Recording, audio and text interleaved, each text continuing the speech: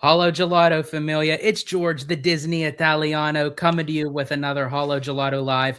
We got a stacked house today. We got my bros, Mr. Theme Park Conductor and Tommy Toon, but we also have another very good friend of mine. It's, as you can see down below, he's a dude, but not just a dude. He's a Disney dude. It's Drew, the Disney dude. What is your source on this information? Can you back this up? Well, sometimes like being the Italiano, sometimes I just have to take a wild guess, and you just thankfully you're pretty spot on. So you're batting 1,000 right now. Well, that's good. Hopefully my predictions for like the Disney parks, I can bat 1,000 for that as well with the upcoming D23. But before we get into everything, I'll start with you, Drew. If you want to let everyone know where they can find you on social media. Yeah, Twitter, YouTube, Instagram, TikTok, Facebook, Threads, Substack, wherever you could potentially think of content, with the exception of Snapchat, because I don't like Snapchat. You can find me there. I don't blame you. Me either. I just couldn't picture like Disney content on Snapchat. I can't get myself to do it. You know what? I even tried, like I signed up for like all these platforms, like, and I don't even like use like half of them, but I'm like, you know what? Hey, I did it anyway. So you have the username at least, right? Yeah, that's it. And Mr. Tommy Toon, so glad to have you on. I got to have you back on more often. I know it's like crazy, but you get to see a lot of me in these upcoming weeks. So probably afterwards, you're going to be saying like, "Get the hell out of here, man." No, man, I cannot wait for the trip. I'm happy to be here, man. Holo Gelato. What's up, Conductor? And Drew, the Disney dude. I have tons of respect for you, man. Appreciate you coming on. Heck yeah, man. You can find me on YouTube. Got a lot of food reviews on there at TommyToon_world. Same with TikTok, and then Instagram at TommyToon_. Awesome. And then last but certainly not least, my vlogger partner in crime, Mr. Theme Park Conductor. Again, always glad to have you back on. It's that's like a walk in the park for you. Like easy. But if you want to let everyone know where they can find you on social media. Absolutely. And Drew, I just want to give an extended thanks for you being on tonight's live stream. I can't wait to talk to you about everything, our trip, your trip out here to the West Coast just a week ago. So I can't wait to ask you all these questions, but you can find me Theme Park Conductor on YouTube and Blue Sky at Theme Park Conductor, on Instagram at theme_park_conductor, on X at Theme Conductor, TikTok at Theme Park Conductor 1, and every Sunday at 5 or 7 p.m. Pacific Standard Time for Conductor Sunday live stream, where we talk everything from Disney to Universal news. We speculate, we talk rumors, and we have amazing guests like the one and only George, the Disney Italiano, Tommy Toon World, and Drew. You're always invited to come on the show. I would love to have you when I get back in the town. Awesome. Yeah, definitely. And Drew was out here on a very rare occasion to Disneyland. I know he doesn't get to come out as often as he probably would like, but when he does, he lives it up. And what was so funny is that literally we were both at the park at this exact same time. And we didn't know it. And neither one of us knew it. He was over at Disneyland. I was over at DCA. And it was like we were literally across the street. But hey, it's a small world. You never know. And actually, he was on a Disney cruise recently. And some of my friends who I met on a Disney cruise, they were on the same cruise. And I'm like, was putting two and two together. And I'm like, can you see if you spot my friend Drew, the Disney dude? And they said, well, what does he look like? I said, he's really tall with red hair. That's all you need to know. Yep. And literally they text me back in like 5 minutes and they said, we think we found him. And we were at dinner together, like literally 50 feet apart from each other. It's funny. That's great. Hey, and as I said, it's a small world after all. But really so I think basically what this live is about is we wanted to invite Drew on because the three of us, along with Abby, will be coming down for our big 2-week Florida trip. We are doing Universal Orlando and Walt Disney World. Has your permit been approved to enter the state of Florida? Yeah. Oh, it certainly hope so. Yeah, it better be. If not, we're in big trouble. You are screwed. No, but yeah, you guys are gonna hopefully have a freaking amazing trip. That's a long time to be here, but I can't say no to it. Like I love it out here. So Oh yeah, yeah, we really could be brothers. We look alike too. Yeah, man, I'll take it. Man. Yeah, we can sell that if it ever comes up. We can easily sell that. I will not have a problem with it. There you go. Or with the movement. hashtag ancestry. So, but so yeah, and it's going to be Conductor and Tommy's first time at Walt Disney World. Whoa! Yeah, so this is Prepared like to have your mind blown. yes. No. I'm excited. I'm ready. And that's like I've just I know, like me been too. hyping them up literally for a year. We've been planning this for literally a year, and we thought we have to like before we come on this trip, we have to have a Walt Disney World expert on, just because like I mean I've been going to Walt Disney World for over 25 years since living on the East Coast, but Longer than I've been alive. yes, exactly. See, so that's what I'm saying. So you've been like you're embedded in Walt Disney World, and I am. so I guess I want to just start off, Drew, like as far as like what's going on in the world, like what can we expect to see? Because I haven't been down there since May of last year. So Yeah, I mean, I'm kind of like disappointed that we don't know when Buzz and Big Thunder are reopening because like they said spring and people are still not riding Big Thunder Mountain. Like it's just water dummies. So there's something that has delayed Big Thunder Mountain. And I think they're holding Buzz back to open them on the same day rather than like, because like realistically, how much of a marketing push can you do for a updated shooter ride? Like it's just not going to work. The only way you're really going to sell Buzz is by promoting Big Thunder alongside it.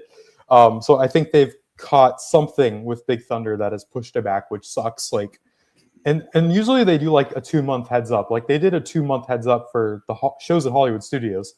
This is 2 attractions. Like this is much bigger. So I'm kind of fearing that we're looking at like an early May opening for both of those, which is like, at that point you're almost entering summer. Like there's literally going to be like a 3-week, again, I'm speculating, but that would be like a 3-week gap between your spring season and your summer season, which isn't ideal by any means. But like Cinderella Castle's painting is moving at like warp speed. There hasn't been a single crane on site, and like half the castle's been painted in like I love that. 3 weeks. Yes. Like I always think it's funny when like people criticize Disney all the time, which I get. Like I think that's a good thing. You have to criticize Disney with how expensive the parks are these days. But I always think it's funny when good things happen and it's just crickets, pure silence. Like if there was a single crane up at Cinderella Castle during the day, I would not hear the end of it for months. But there's no crane right now. They're painting the castle almost silently. It looks beautiful. I haven't even seen it yet. They're moving so fast. I haven't seen a single comment about that, right? But yeah, castle's moving great. The whole like Frontierland is just like, I can't even describe what the park looks like when you walk into Frontierland, because before when you were in the hub and you were kind of looking down to where the Liberty Bell used to be, you could see the dock where the boat used to be, which the dock is still there. They're keeping that for Piston Peak. It's going to be like an overlook in the new area. But all the trees are gone. So you can see Big Thunder Mountain directly behind it. And it's like, it's created a brand new view as a result of them demolishing Tom Sawyer Island. So that's kind of trippy. But if you're basically standing in front of Pecos Bill and Tiana's, like that little section, that little walkway, you could literally see like half a mile just of pure dirt pit as they're building cars and villains. Again, I can't describe it. You just kind of have to see the scale of it in person. Like picture like when you're walking in from San Francisco looking to the back of Cars Land, like that level of distance is how much dirt we have just sitting in the middle of Magic Kingdom. So that's freaking crazy too. The Encanto show building's freaking massive. It's like 80,000 square feet. That thing spawned in like a month, and that ride's going to be so freaking good. Like everyone was sick of me when I was talking about Tiana's in 2024. By the time Encanto opens, there's going to be some memes about me being like Colombian with how much I'm talking about Encanto. So prepare for that. Like this ride is going to, everyone's talking about like Villains Land and Pandora, like those two are getting like the attention, but I firmly believe that Encanto is kind of going to be like this return to form, modernized Fantasyland style dark ride. So I like going to Animal Kingdom just to watch that building kind of pop up because I'm very excited for that one. We have so much growth going on here. It's nuts. And I'm glad you brought that up because I feel like right now Encanto is kind of like the sleeper hit right now. And Yeah, 100%. I remember going up to the Imagineering campus and seeing like a model of it, and the show building just on the model looked massive. It's big, yeah. So I Yeah. can't imagine what it's going to look like in person. Now, recently, Dinosaur completely went fully extinct on us, Oh. and I have to say, I love Dinosaur. I'm I sad do about that. too. Honestly, I grew up with Dinosaur. You know, people give it crap on it. You know, they Oh, it compare was it freaking awesome. to Jones. I still love Dinosaur. I'm very curious to see what they do with Indiana Jones, but even for at the time when they closed down Dinosaur, like the warp speed of how they closed, like they literally ripped up the gravel. They got Aladar out, Yeah. Dino Sue, like everything is removed. Yeah. And then before I move on to these guys, if they have any questions or comments or anything, do you feel like the rate of how everything is moving, that this was potentially going to happen anyway, or with now Damaro being promoted from Parks to CEO, do you think that has a lot to do with it as well? Being that the next CEO literally had his hands on the parks and knowing like what to expect. Yeah, I don't think that had any impact on what we're seeing now, because supposedly, I mean, we'll never know, but supposedly Josh found out he was being promoted to CEO the day before we found out, like 24 hours before. It was like board voted, Josh was informed, Dana was informed, and it was announced right after. But I mean, I guess it's not really shocking that this would happen anyway, because Josh is overseeing these parks to start, and he brought back Bruce Vaughn, who's just absolute badass when it comes to the parks. And also the fact that, like, something that not enough people are talking about is that the first project that Bruce Vaughn ever worked on at Imagineering was Indiana Jones Adventure at Disneyland. So, of course, he's going to want this project to do well. Of course, he's going to want to move quickly on it and deliver on it, because he has a personal attachment to it. And I also think the fact that, like, the plans for the Tropical Americas were essentially locked as of D23 in 2024 at that massive showcase. So at this point, it's been like another year and a half. I think they were kind of eager to just like go. Like, we have our plans done. We have this giant project team. We've had this vision for years now. Like, when are we actually going to get to bring this to life? And now they're finally able to do that. So like you said, George, they removed Aladar, all that piping, and it was like leveled within a week. They like that little sliver of a walkway that got you from the main section of the park back to Dinoland, like in the middle of the construction site. They ripped that up, and now it's just an 11-acre, project site. But yeah, I mean, for me personally, this is kind of just what they've been saying is finally happening. Like, for so long, we saw a lot of talk and there was no action.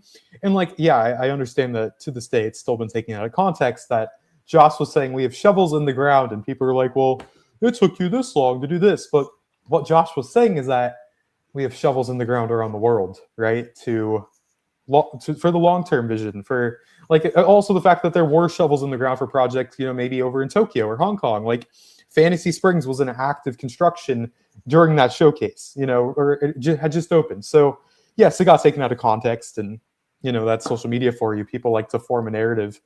But yeah, I think that was going to happen anyway. It's just a matter of, oh, we finally closed this thing. Now we actually have to do what we're going to say. And we're at that point now. So even where Monsters over at Hollywood Studios was kind of dormant in the actual Muppet area, it was just a lot of work on the coaster. Now the coaster is about to pop up. We're going to be able to see that track be installed from the park, which I think is badass too.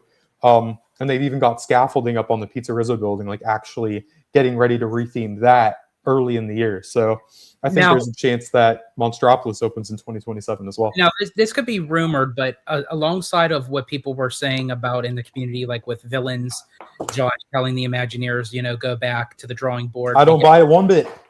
No, not. Okay, so this goes to my question of, because now it's being circulated that he's saying now to go back a little bit of the drawing board with Monstropolis, that I guess it may be inside the attraction to do more animatronics than screens. So now is it just more at this point hearsay of just in the community, or could this actually be circulating? I think that there is some possible, like, slim chance that there's some credibility to this stuff, but not right now. Like, maybe a year and a half ago this stuff happened, and somehow it's just making its way out there. Like, Len Testa has been very, very, very credible with the Villains, but like, they've already filed permits for this land. And I know that I've never even said this publicly anywhere before, but like, I've known for a fact that months and months ago, the Villains Land like individual attractions were circulating creative leads because it was so ambitious, and the Imagineers were nervous with it. Like they were given the project and they were like, I don't want to take this because it's Villains Land. You can't mess that up. That happened way back, like last year. So at this point, you can't be starting over from. I don't know. I could be wrong, but like I just have a. That's why I haven't said a word about it. Like sometimes there will be things that I don't cover. So you think it's more like this was already circulating, but now it's just hitting the surface. Correct. Yeah. Like I wouldn't be surprised if because like that first Blue Sky session, when they kind of teased Villains Land and they said it was long down the road, like 15 years from now, to Villains Land being built now, that happened really quickly. So I wouldn't be surprised if Josh said we need to go bigger and bolder in, I don't know, summer of 2023, like long time ago, personally. Or maybe whenever Bruce Vaughn came back, that's what kind of initiated them to go bigger, because they had cars in development well before we ever found out about that too, in, August of 24. But I think once Bruce Vaughn came back and kind of got all the troops together and was like, I'm back, we're doing it this way. This is how we're going to do things. I'm giving you guys creative control. I'm giving you guys the resources and assets. That was early 2023. That's not now. Like we're at the point now where they're probably working on phase 2 that we're not going to know about till 2028, 2029. So I just personally don't buy it one bit. I think that every project's going to go through things behind the scenes that we don't know publicly. That's just a part of it. The fact that some of these things even open is a miracle. Like the fact that they open on time and within a reasonable budget and all that stuff. But yeah, I don't buy it. Like if we hadn't seen any of the permits filed yet, or the land clearing hadn't started yet, and like Tropical Americas is on my mind so much I just say it randomly. So like if all of the trees in the rivers of America were just sitting there still, and like we could tell something was happening, and then the rumor came out and we kind of pieced it together, it makes sense. But for this rumor to come out after they've filed like a building permit for like an 88,000 square foot structure, it's like, why even file the permit if you're just going to go back and have more back and forth with the state of Florida and more funds to get those permits? Like just that feels like something that the Bob Chapek era of Disney would have done, not now. So yeah, I just think that if there is any credibility that this happened a long time ago and it's somehow just happening now, but I don't believe it. And even to the fact that like literally right before I came on with you guys, Tom Corliss at WW News Today, I know people give Tom a lot of shit, but personally I've never had a single bad experience with the man in my life. I've actually gotten to know Tom really well behind the scenes.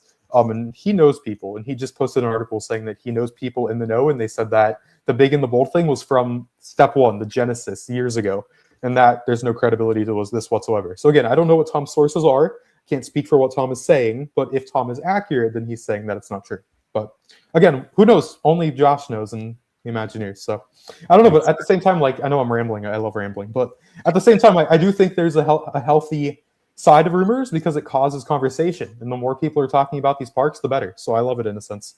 And really quick before I move it to these guys, because I know they want to jump in there. The one last thing, I feel bad. They're just like spectating us going back and forth. But, I promise I'll shut up soon.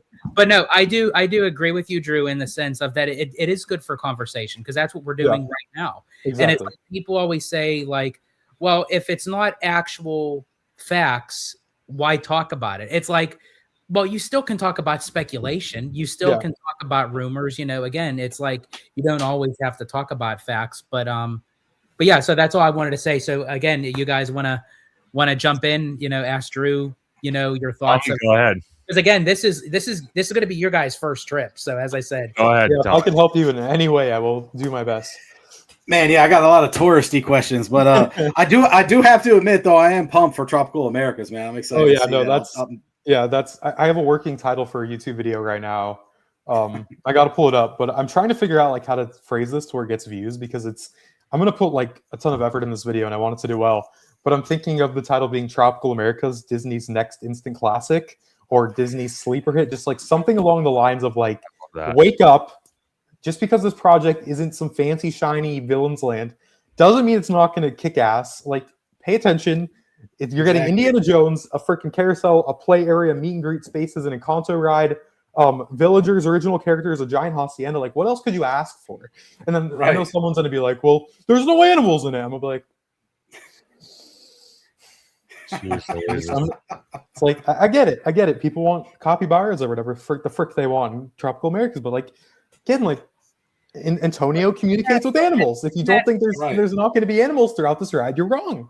But wouldn't that handicap that land? Because that's partial of like, even though that's what makes Animal Kingdom. But again, if you have a lot more real life animal exhibits, would that have them close the land down early? You know, Yeah, exactly. Or like, if I want to see animals, I'm going to go to the Maraha Jungle Trek to see Boxo. And if I want to see animals, I'm going to go on Kilimanjaro Safaris. If people are taken away from Kilimanjaro Safaris, that gives Disney a reason to close the safari and throw a massive land back there. Why would I want that? If I'm going to Animal Kingdom, I want to have a park that feels whole. Like, I'm going to go back here and have this beautiful 11-acre tropical area. I don't need to see animals there. If I want to go see animals, I'm going to go on the safari and have someone talk to me about the animals for 20 minutes. Like, if I'm staring at a capybara through a glass cage, like, that's not immersive. I don't know. Sometimes I feel like I'm crazy because I don't agree with what anyone is saying. But at the same time, I'm like, no, I'm going to think for myself. I'm sick of this online stuff sometimes. And I will say, to be fully self-aware, sometimes probably people are sick of me, but I'm okay with that. No, exactly. That's well said, man. No, that doesn't come from us. So we. Well, it's okay. People will call me whatever they want, and before I'd be like, now I'm like, okay. It comes with the territory, man. You just got to take it, right? Yep. No, man. Yeah, no, I'm sorry. I cut you off. I will give you your time. No, it's all good. I have touristy questions that may just be yes or no a lot of the time, but like for you, you know, you're out there, so you could maybe just tend to the parks whenever. We're going for 14 days. We're doing Epic, you know, Universal, and we're doing all the Disney stuff. So, in your opinion, what should we do when it rains at Disney? So, of course, you know, it rains out here in Cali, but I normally don't go to the park when it's raining.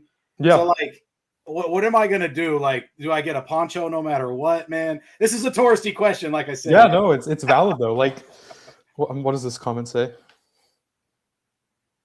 Christmas? Len Testa. Yeah, no, Len's been very credible. I don't know. I don't buy it. But not to go derail him and answer your questions, I promise. Yeah, I feel like when it comes to the rain, it's much bigger of a concern if you're at Epic Universe, because I remember months before Epic Universe opened, and I was looking at like the ride lineup, and I didn't say it at the time because I didn't want people to attack me, quite honestly. But like over half, I feel like there's trying to think of so you have Stardust Racers, that's outside, Yoshi's Adventure, Curse of the Werewolf. There's like half of the park is outdoors. So if it rains, you're kind of screwed. And then not only that, everyone else who's in the park is then forced inside, and that's where Battle at the Ministry skyrockets, Monsters Unchained skyrockets. The live shows are over capacity to where you're waiting for the next show. And even Epic has had issues where like the shows can just get canceled. Like it just happens. You rarely ever see that at the parks. See, that's when we should eat Chipotle. Would clear the room. All right, guys, like the minions, like the fart minion from Minion Blast. Yeah, I feel like it's much more of a concern when you're at Epic. So, God willing, when you're at Epic, it does not rain, because I am so sorry if you guys drop hundreds of dollars and you're stuck there. That would not be good. But yeah, like at the parks, I feel like, I don't know. I feel like whenever it's tough for me to say because, like you said, you guys are locals to Disneyland, so you don't rain. Like when it rains here, I either go home or I'm not there. But I have been at the parks whenever, like, again, like if I have friends and family in town and it's raining, like I just stick it out. And for example, Hollywood Studios, there is a ton of great indoor entertainment that I still think you can have a fantastic day with. Like the Frozen sing along in Hollywood Studios, it is freaking hilarious. It is an incredible show.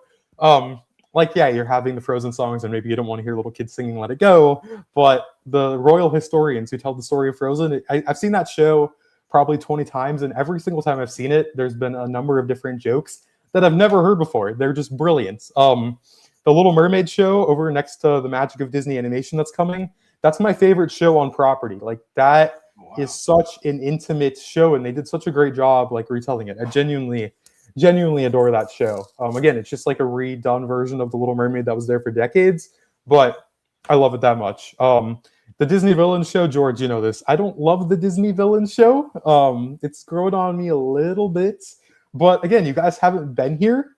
Right. Like, you have to do it. What I will say, like the original song in that Villain Show is amazing. It gets stuck in my head all the time. Like the quality of the media is so good that sometimes you don't know what's a screen and what's on stage.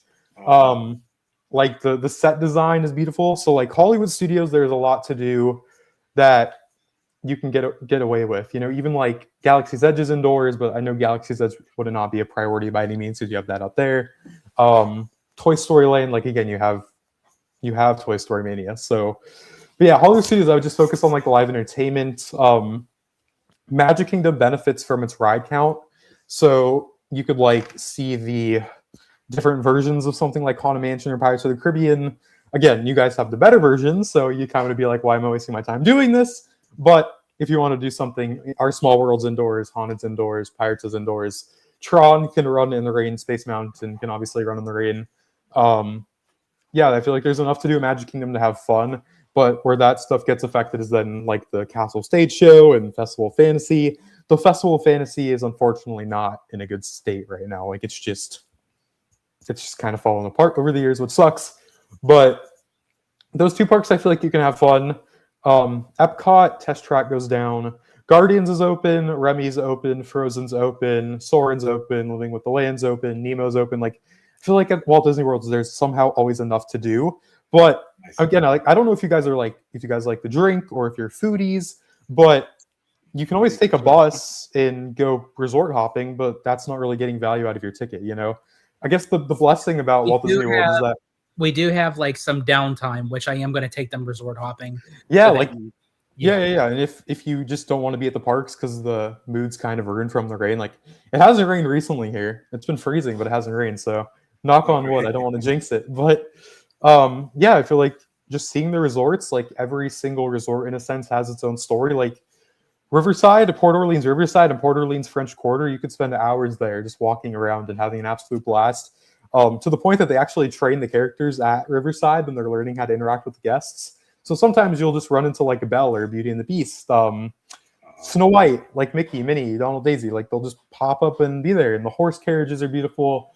The Magic Kingdom loop is awesome. Like Grand Floridian has the lobby bar now. Polynesian is Polynesian. Like I don't need to explain that. Contemporary is cool because you have the monorail going through. So like, yeah, you're not necessarily getting value out of the money that you spent on a ticket, which I understand is not cheap by any means, but you don't have to necessarily worry about being in the rain when you can just get off the bus, run inside to the lobby, check it out, get the food, whatever you want. Right. But yeah, I do feel like if you just take advantage of the indoor offerings, that there are enough of them to still enjoy your day. Like I genuinely can't remember any time where I've been at the parks when it's rained where our day was just totally ruined. And even like some of those outdoor rides you guys have at Disneyland, like Tiana's and stuff, so you're not necessarily missing much. You know, Big Thunder is closed, Buzz is closed, so I can't count those. But yeah, I feel like Epic Universe is where it's really gonna be like a smack in the face. At Walt Disney World, I feel like George knows enough to guide you guys in the right direction, quite honestly. Yeah, right on, man. Yeah, George is the guide. I'm for sure gonna roll with the punches with him. Man, he booked out all the reservations for food. I'm a big foodie guy, so I'm gonna try and knock out some food reviews. Yeah, man, I'm super excited for that. What's your like go-to snack out there? Do you like churros or do the popcorn thing? Or it's funny, like people will ask me like, what do you eat at the parks? I'm like, I don't eat at the parks. Like, I have like a weird OCD thing where if I'm at the parks, I'm either doing something or getting content or going on a ride or looking for something, and I feel like it's a waste of time. I know it's so stupid. I get that it's stupid. I'm self-aware of it. What's your go-to ride then? I just whatever has like a short wait time, like whatever I can just pop in and do. I don't know, like I just like being. It's funny, like whenever I was growing up, my parents were like, we just like being in the parks, like the environment and the atmosphere, and I was like, I want to go on Seven Dwarfs Mine Train 10 times today, and if I don't, I'm pissed. Like when I was a kid, I was that way, but now I'm just like, I just like wandering. Yeah. Like the cheeseburger spring rolls at Magic Kingdom are a highlight for sure. There's like a cream cheese stuff. If you want to write these down, might be worth it. Yeah, no. Or I can send them to you guys. Yeah, but like it's at the entrance to Adventureland. The cheeseburger spring rolls are really good. In Tomorrowland, below the People Mover, there's this cream cheese stuffed pretzel. That one's really good. The Cheshire Cattail in Fantasyland's great. It's like a pastry. Or no? It's been a while since I've had it, but it's good. Epcot, there's so much stuff at Epcot. I don't even know where to begin at Epcot.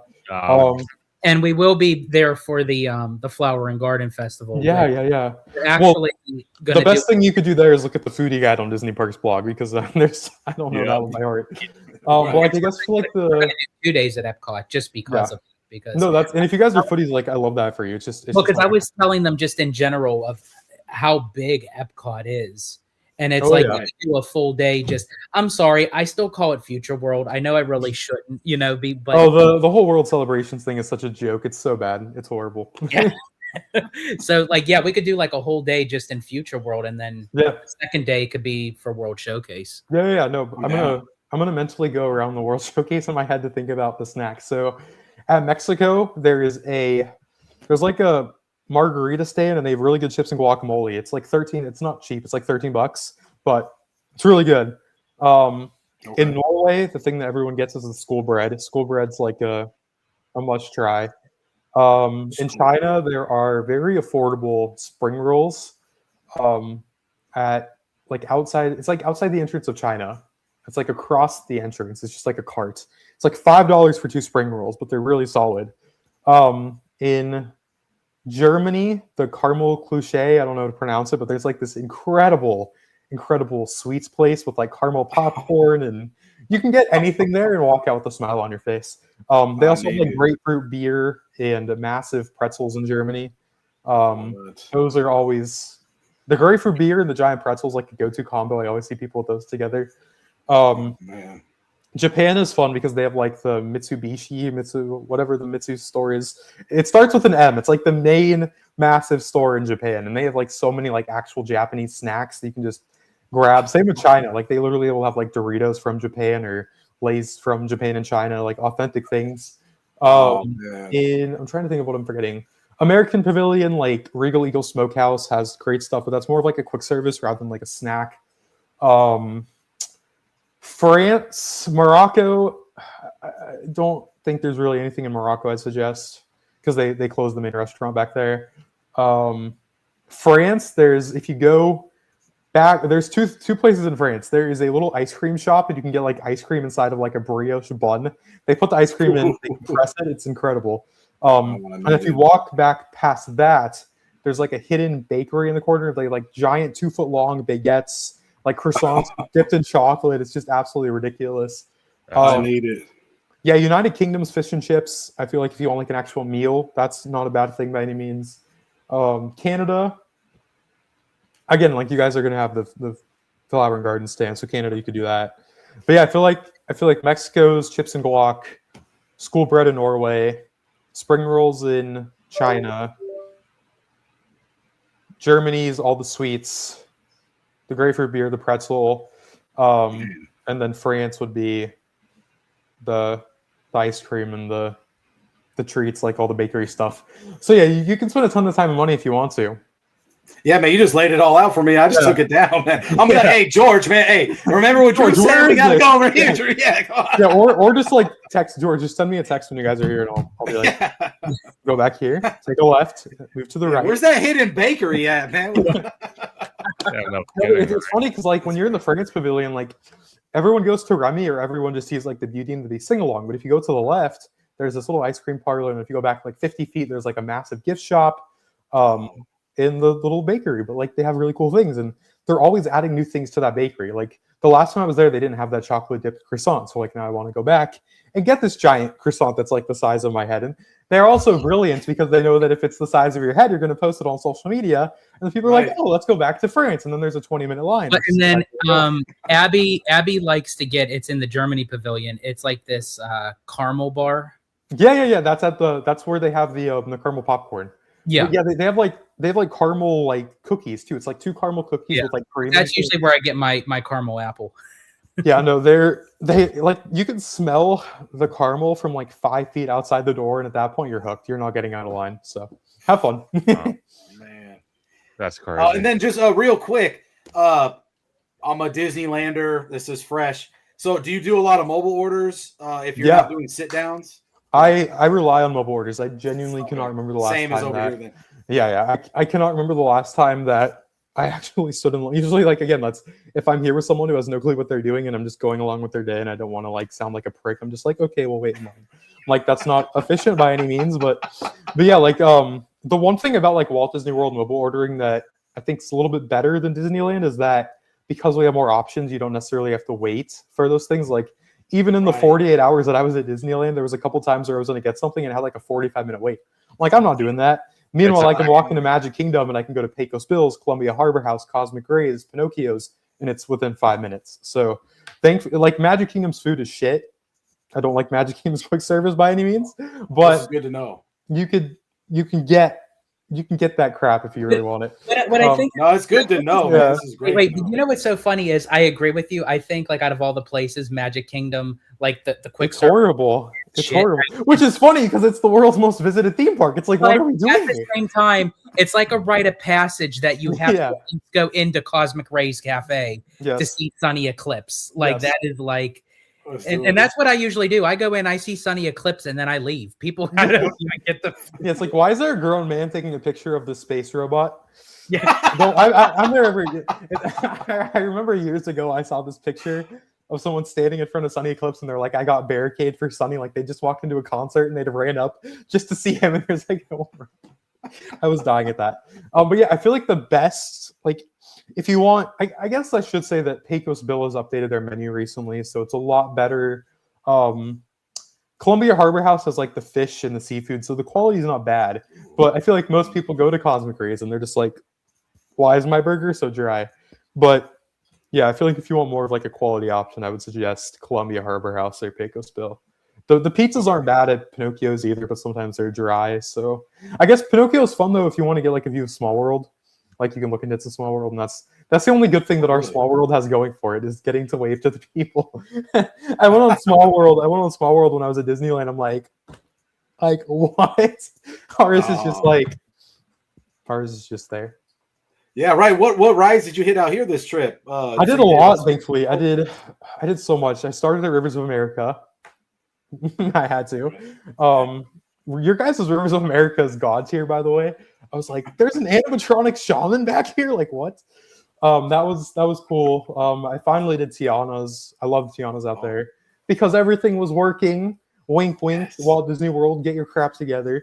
I did Winnie the Pooh out there, which You I actually love got too. you were lucky. You got it on a good day. Your guys' Tiana's has issues too. I see. Like I'm just like, oh, this is just the standard, you know.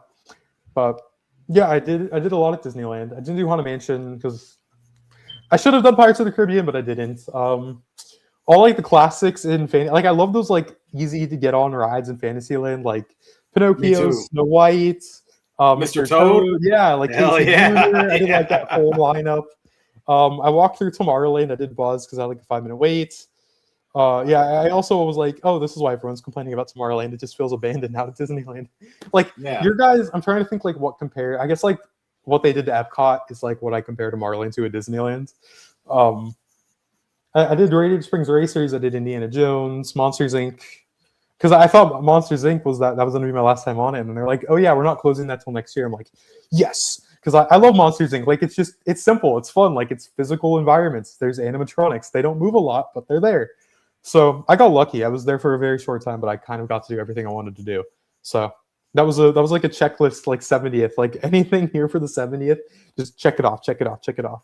But yeah, no, I just love how Disneyland is like so compact. Like Did you there's see so the many things. Did you see the Tapestry of Happiness? on it? Yes. Good. I saw a Tapestry of Happiness getting off of Small World. Like literally as our boat was circling back to the load station, it was like 1 minute in. So I missed like a minute of it, but I thought that was a fun memory to have. I saw Wondrous Journeys without fireworks, but my hot take is that I like the projections and the music more than the fireworks. So I did not mind that one bit because there was no crowds just to get up close. Paint the Night, everyone loves Paint the Night. So yeah, thankfully I got to see everything in a very short amount of time. But at the same time, like I'm so accustomed to what we have here at Walt Disney World that I'm just happy to be back here. Like I love being at Disneyland, but part of my body is like, this is not right. This is not what I know. Even though it's better, like it's objectively better, but I'm more comfortable here because this is where I've kind of just spent my life the last. And I think that's years. funny because like of how you say like when you go to Disney World, you just kind of like go through your day and everything. Yeah. That's what we do here at Disneyland. Yeah. We're at Walt Disney World, we're on go mode, and then when you go out here, it's like Where we go switch places. yeah. 100%. But yeah, I'm excited. I hope I for, answered your questions about food because there's you a did. ton of stuff, and thankfully, like I said with the mobile orders, that most of the time, if a place offers mobile order, it is more convenient in that you can do it in like the spur of the moment. that'd like be my only feedback with Disneyland. But again, when you only have 2 parks and it's a lot of locals, and those locals know how to use the apps, then it's just part of it. Yeah, no, you locked in, bro. No, I appreciate you big time. I've been on that damn ride for Peter. It's a great ride. Like everyone's like, well, no one like Monsters Inc. is fun. Like I love it. I don't know. I like that ride. Selfishly, I'm hoping we get those animatronics in Monsters Inc. But we'll see. Anything for you, conductor? Yeah, actually, I have a question for you. I love Bowser. I guess that's not a question, but he's just Bowser's just chilling. Like bro's just spectating. He likes watching. I don't know. Yeah, Bowser's a legend. I also love that you guys have the popcorn buckets that sold out in like 0.5 seconds for California Adventures 20th anniversary. Drew, I have to them. Yeah, they pulled it off. It was disgusting. So me, George, and Abigail were sitting as storytellers. So we had the first dining reservation to see Humphrey the Bear. Okay. So I had the popcorn bucket sitting on the dining table. I probably had 20 different cast members come up to me, say, do they still have them available? And then they started telling me, did you see this guy on social media? I'm like, what guy? Yeah, the dude that had like 30 of them. Yeah, it's ridiculous. Oh, it was so bad. But one of the most awesome experiences, Drew, at that restaurant at the Grand Cali, I have to tell you, the characters themselves, they saw it, they start playing with it. I turned it on. It started Please don't break it. Please don't break it. That was awesome. Oh my gosh, it was so cool. I want to ask you though, since you were at DCA, I don't know if you did go to the media event that happened. That's why I was there. Funny enough, like I would have that trip happened so last minute, and they were just like, "Come to this." I'm like, I'm not gonna say no to going to Disneyland. Like, heck yeah, I will sit on a plane for 6 hours, get on a plane 48 hours later. Yes, thank you. Hey, there yes, you go. One of the things I wanted to ask you, because I don't know if you walked. Well, obviously you did because you went to Monsters, but yeah, they are trying to build Avatar in that space. Yeah, there's no room for it. Exactly. That's what I'm going to pivot to, because you sat in that media event. George was there for a D23 event 3 weeks prior, and they are pretty confident they want to ram it into that Hollywood backlot. It scares me. I don't know how. Yeah. It scares me. It's funny because like it came up in our little it's funny because like what Disneyland, so like in the little media thing, sometimes they'll be like, this information is on background. Whenever I'm told something is on background at Walt Disney World, I cannot speak on that whatsoever. It is off the record, and it's just for me to like know that it's happening, which sometimes can help so I don't misspeak on things. Like it helps with my stories. But with Disneyland, I went into this presentation. I'm like, okay, this is just going to help like with the fundamental basis, like the foundation of a house with what I'm working on basically. And like they start today with like, yeah, it's on background, but you guys can talk about it. Just don't directly quote us. Like we want you to be original if you present it. And I'm like, that's different compared to Walt Disney World. I like this. Like they were so brutally upfront with us. I was shocked at how cool they were. And this was like the president of Disneyland. I was like, you sure you're okay with us talking about this? They're like, yeah, we don't care. But yeah, it's funny. Like it came up in the first question. I remember when we were in the meeting that one of the riders basically sent someone on their team that like Monsters was closing in 2027 and to get an article ready for the next morning. And he came back and texted him, was like, well, is that going to delay Avatar? And he's like, hey, Thomas Maslin, the president of Disneyland. He's like, Thomas, is this going to delay Avatar by a year if you're pushing back the closure of Avatar by a year? And Thomas was like, have we announced when Avatar is opening to like his like right hand at the thing? And she's like, no, we have not. But they basically were like, we have a set year and that's not changing at all. And there was somehow like he's mentioned something about like structural engineering plans, and they made some creative change to be able to get Monsters to 2027 without delaying Avatar. And part of my mind went to the monorail track. I'm wondering if the monorail track, like maybe there was maybe they had to close Monsters to be able to get to the monorail track to build that around Avatar. And maybe they figured out some solution.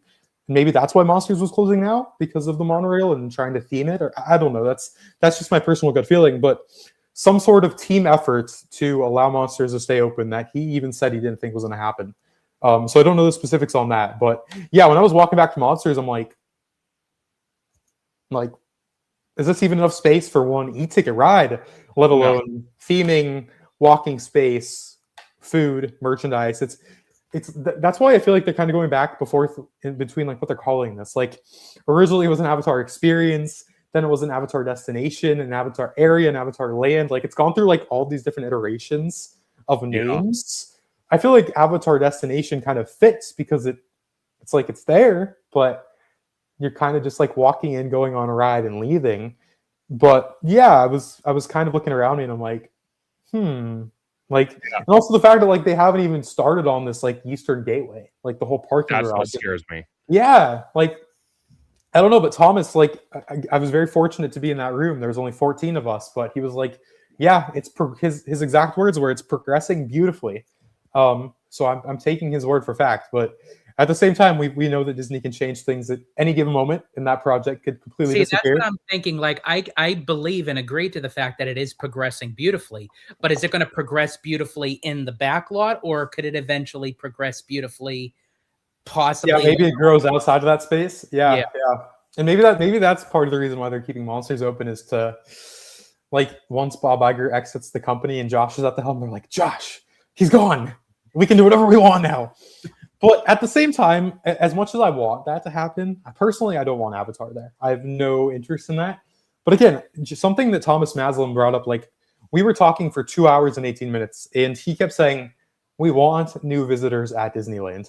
Someone even asked him, like, are you happy with, he said over 50% of Disneyland's visitors are local. And someone said, are you happy with that? And he said, yes and no. Like, we're grateful for our California-based audience, like you guys going to the parks and the Magic Key holders. And in many ways, you guys are keeping Disneyland alive from the money that you're spending on the parks. That's just the reality of the situation.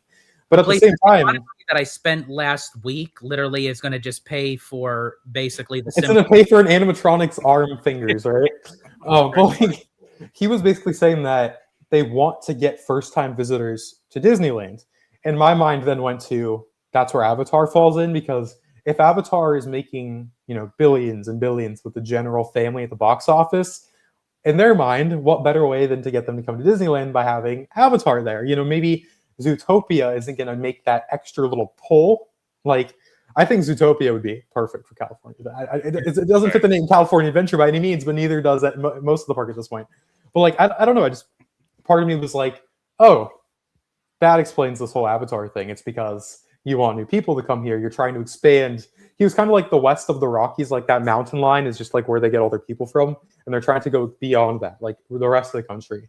But then how do you even get those people there? Like, how do you spread the message? So it feels like there's a constant internal discussion going on right now where they're like, well, if we're doing this, that means this. And then we have this in place. How do we get that message out to X, Y, and Z? How do we get X, Y, and Z to then spend money here? And I was just like, my brain felt fried, but in a very good way because it was a lot of information. But yeah, to your point, I was just like, there's no space here.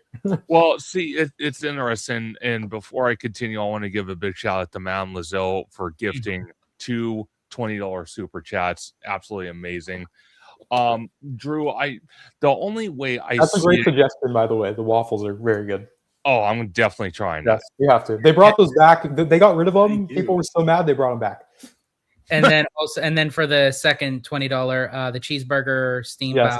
Yeah, those are 100%. The one thing I can say, Drew, by looking and analyzing and doing videos on this with not only George but Orange Grove 55 and even other people as well, is we mapped it out. It's about 7 acres if they only get rid of what they want to get rid of. The only way it's going to even be bigger than that, and it's going to be about 10 acres, we mapped it out. It's either they have to take out PhilharMagic or they have to take out the Hyperion that's doing nothing. Yeah. If they took out one or the other, it would be about 10 acres. And then if you look at Avatar out in Animal Kingdom, it's about 12. Yeah. And that's what we're going to gain if they decide to do that. Yeah. I think the Hyperion, maybe the Hyperion is going. And they just don't want to say yet. They don't. But at the same time, like, where it's like a kind of like where it goes back and forth, because I know Disney sometimes can say something but not give us the full story, because Abby and I attended the 25th anniversary of DCA, and one of the Imagineers, her name is Emo, and she She is awesome. Yeah, she is. She's phenomenal.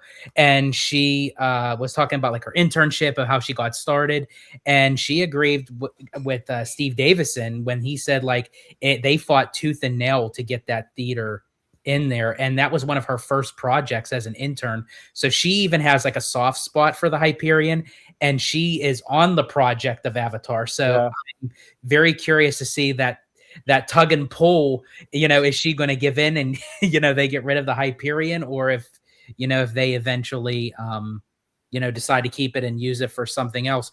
But Hype mentions to the fact of and thank you so much, Disney needs to hire like a group like of us, which is actually very interesting because I think it's so funny that we can come up with like ideas like at the top of our heads like in seconds, and I just like would love to be a fly on the wall when they do these blue sky meetings, and then I could just give a little cough and just go, bad idea.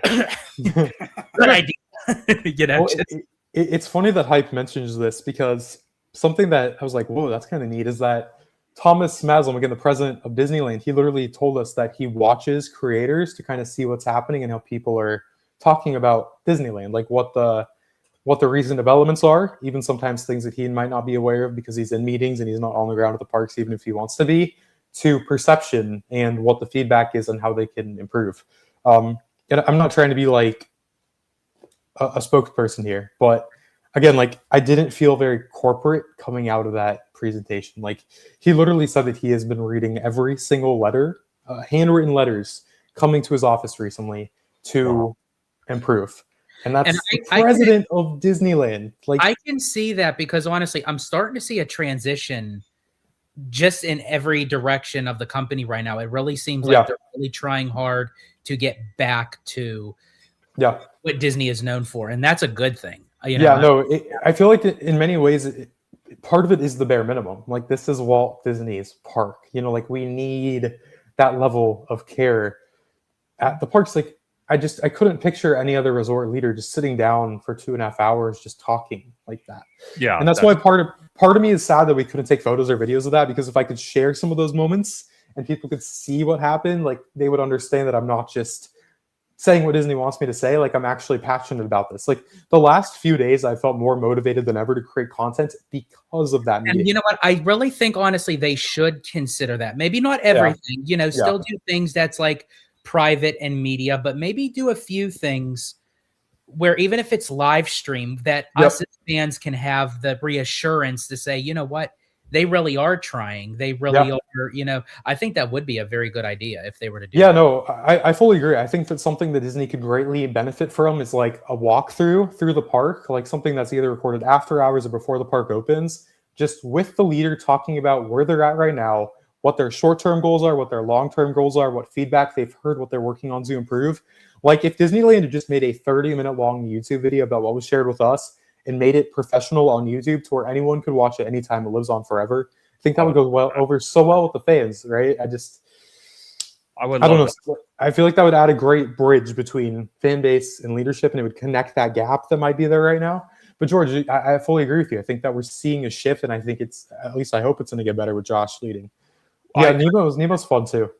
Yeah, I think so as well, Drew, because I've told George many, many times that I kind of feel Disney's image when it comes to new announcements or new expansions, it really kind of got damaged, at least how I see it, when we had that 2022 D23 event.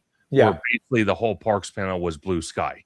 And it pissed a lot of people off. It did. There's there's no denying that. I fully agree. And I'm sorry not to cut you guys off. No, you're good. Mademoiselle, I just want to say thank you so much for the generosity of the those donations are incredible, man. That's awesome. $20 super chats. We greatly appreciate you. But like you're saying, Drew. Yeah, no, just like I do agree with you to an extent, and this is again, it's not you by any means, Conductor. It's more of how people don't look at the full picture. No, trust me, it's completely it's not. No, please. But like, this is something that I think about all the time, and I've rewatched that 2022 presentation multiple times in the years after. Like, what actually happened here. And I always go back to that Blue Sky presentation because yes, the announcements before that were super lackluster and just Yes. there was no steam coming out of the pandemic. Like the train was still at the station, even when Josh was saying it wasn't, but it was, But this is a piping hot take, and I never say it on Twitter or put it in writing because again, if I could say it here, I'm more comfortable saying it because like we're having a back and forth conversation, right? But I loved the Blue Sky presentation because it was one of the only times, if not the only time, where we actually saw initial concepts before they could even get scrapped. Like now, Drew, can I ask you something? Not to interrupt you, because you're good. Understatement, because that's interesting that you say that, because I agree with you. I actually like the Blue Sky. I think what the problem was, people were going into that presentation waiting for official announcements. So what I would actually be happy with if they had two different presentations. Yeah, you and I have talked about this before. I remember you made this suggestion. You said to where you have just a Blue Sky only thing, just about what they're looking at. Yeah, I agree. I think that'd be brilliant. I do think though at the time that because they were coming out of the pandemic and they didn't have much, that was Josh's like, how do I give some optimism to this? But it backfired because again, everyone misinterpreted it. It wasn't a matter of are we doing something? It was a matter of what are we doing? Like that presentation was based on two things. Dino Land being reimagined. Look at what's happening right now. Did it happen? Yes. But it wasn't what they said because again, it was an early Genesis concept. Look at Magic Kingdom. That was part 2 of it. We're looking at expanding Magic Kingdom. That's happening sooner than we expected, but it's not happening in the way that we expected. Originally, we were thinking we were going behind Big Thunder Mountain. Now we're going next to and, parallel with Big Thunder Mountain. I have to say, I love Zootopia and I love Moana. Yeah, it would not have been as good as it would not have no. I God. love the concept of Tropical Americas. They went in a great direction with it. Yeah, I think that the initial retheme dinosaur to Zootopia and retheme Triceratops spin to Moana and all that crap was a Bob Chapek IP mandate melting pot, and Josh was trying to make it seem like, oh, it's animals, it's Zootopia. Like, I don't want to do this, but I'm being told to do this by the guy above me type thing. And then he was like, all right, Bruce Vaughn, let's go. Bring the amount of time it took to bring Bruce Vaughn back to when Bob Iger returned was almost immediate. Yes. Like that speaks volumes, in my opinion. Everyone's like, it's funny. Like even recently, when Josh got appointed as CEO, I made post on Twitter saying that Bruce Vaughn giving Josh D'Amaro this high praise and basically vouching for him says all you need to know. And a few people commented and they're like, "Are you sure he's not just kissing his ass because he's his boss now?" And I'm like, guys, he's been his boss because he came back as a result of him asking him to come back. If Bruce Vaughn did not like Josh D'Amaro, he would have respectfully declined the invite when they went and had lunch in 2023.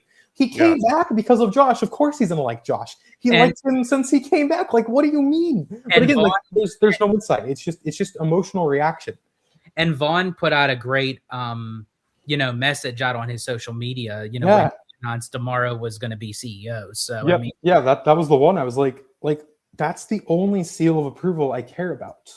Like, 100%. I think it's great that everyone within the industry is, liking that Josh has been named CEO. But let me pull it up real quick. I wanna find the exact quote. But even if I could find the replies under it, I would love to laugh at them with you guys. Because again, I'm not going to say this on Twitter because people will be like, "Oh, you're blah blah blah blah." They'll attack me for it. But I can say it here and I can laugh at it. I said, this is the endorsement that every Disney Parks fan should be excited about. The future of Imagineering is in good hands. Let me find the comment. Someone said, "You sure this isn't brown nosing the new boss?" Oh, like again, someone said Disney is a dead brand. Okay. What? Yeah, that is some idiocy.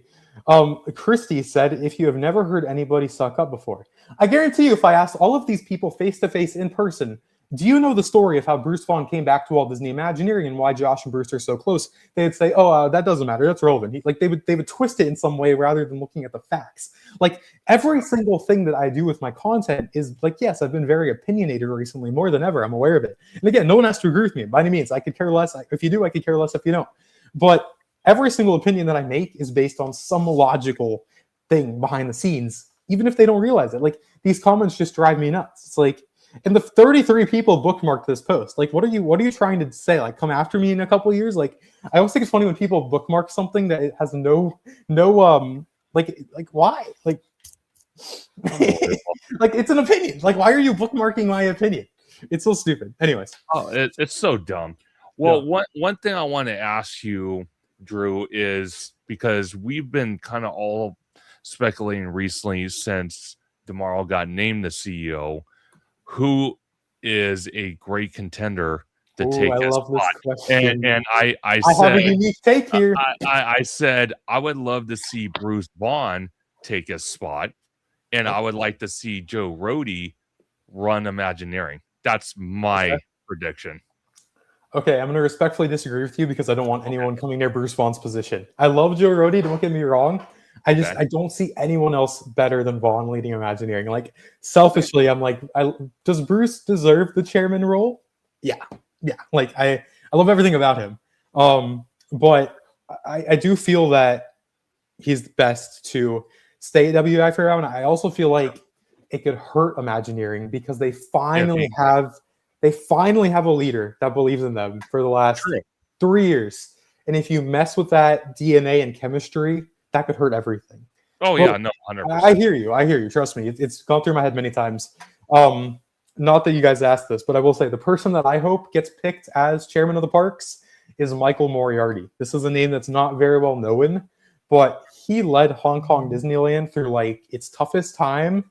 And that resort is thriving now. From World of Frozen opening to the 20th anniversary happening right now, like Hong Kong Disneyland is firing on all cylinders, and that's just one park.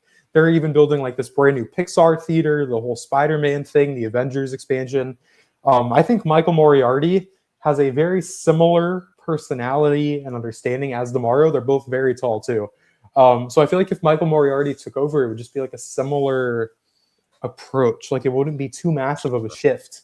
And he's already been appointed the executive vice president of Disney Experiences. Like, he's not overseeing a resort right now. So I feel like from a transition standpoint, it'd be a lot easier for him to just move into a new role than maybe Maslam or Volley or Vaughn. Like, that's a massive shakeup. And I think Josh is going to heavily think about, I don't want to disrupt the success we're having. No, God, no. And is that the same guy, Drew, we saw a post on social media a couple years ago about? There's a tweet I made in October that, funny enough, if sometimes Twitter takes forever to load the video in full quality, but I know it was at Hong Kong. Josh and Michael were together. I remember seeing that. Yeah, they're both very tall people. Yeah. But Michael is right here. This okay. As if you guys know who Josh is, so that only leaves one option. But yeah, they were basically at Hong Kong Disneyland in World of Frozen talking about. That was an old video I pulled just to match the moment. Like, that was not a current video by any means. That video was from 2023. Wow. But I feel like when it comes to like on-camera presence, the best person that we have is Michael. And I feel like that's the kind of, like, Josh doesn't want someone who can walk up on the stage at D23 this summer and deliver what they're working on right now. You know, like, So do you think that's important. Whoever it would be, say it would be Michael, do you think it would be announced during the shareholders meeting or around? I would hope so. I would hope that, you know how like on the shareholders meeting they'll do like those pre-recorded intros. Yeah. And they'll have like I remember last year, like with Bob Iger and Josh, they were looking at like the full scale model for the Lion King coming to Adventure World. I'm hoping that Josh is like doing his introduction, and then whoever the chairman is walks up next to him and he's like, "Oh, I want you to meet someone. This is who I'm appointing to lead Disney parks as we enter our next chapter with me at the helm," or something. Another name that is not well known is Jill Estorino. She is a badass, and she has led the international parks to, again, unprecedented success, from Tokyo with Space Mountain and Wreck-It Ralph and Fantasy Springs to Hong Kong to Shanghai. Like, Jill Estorino has been even above what Michael Moriarty has done. Michael Moriarty just led Hong Kong. Jill Estorino leads everything international. But I don't know anything about Jill when it comes to personality and charisma and the fan relationship and the on-camera. So she's been an incredible businesswoman and definitely deserves a role from that standpoint. But she's not very public-facing. She just kind of hangs behind the scenes and runs things amazingly. But yeah, Jill Estorino and Michael Moriarty, I think, are my top 2 picks. Because again, I don't want the current leadership we have at Walt Disney World, Disneyland, and Imagineering to get messed up. Jeff Foley's been spending more money than ever at Walt Disney World. Awesome.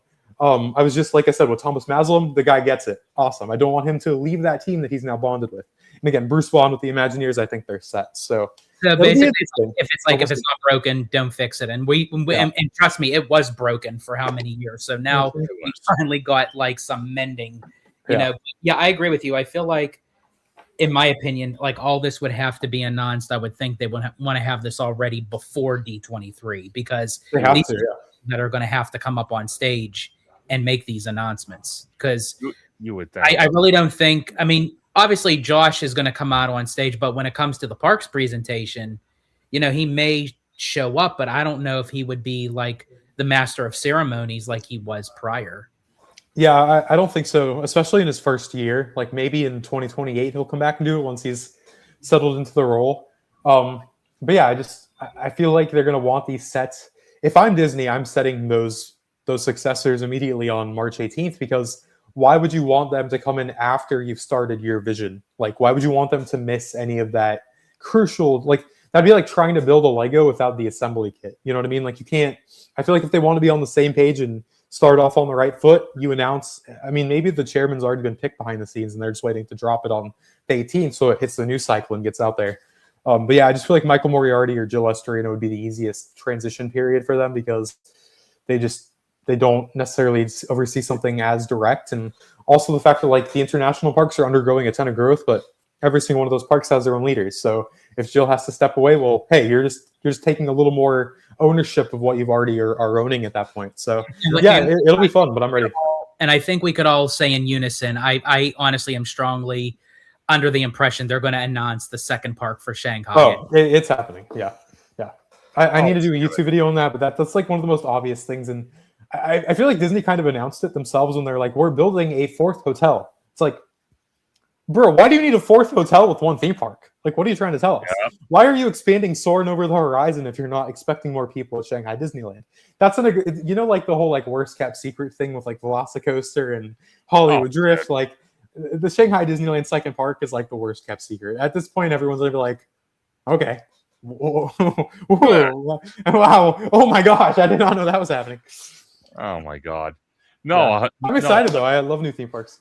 Oh, same here. And that's something, you know, I'm going to look forward to, Drew, when I'm out there at Walt Disney World, is really analyzing what I'm looking at and just the whole construction aspect. Because I tell George all the freaking time, it drives me literally crazy that here on the West Coast, we work at a snail's pace with construction, but yet you guys, within a week, you're already throwing steel beams up and stuff for a project, and it drives me crazy out here. Yeah, it really does. Like I've noticed with our projects where sometimes it'll take a while to get them off the ground, quite literally.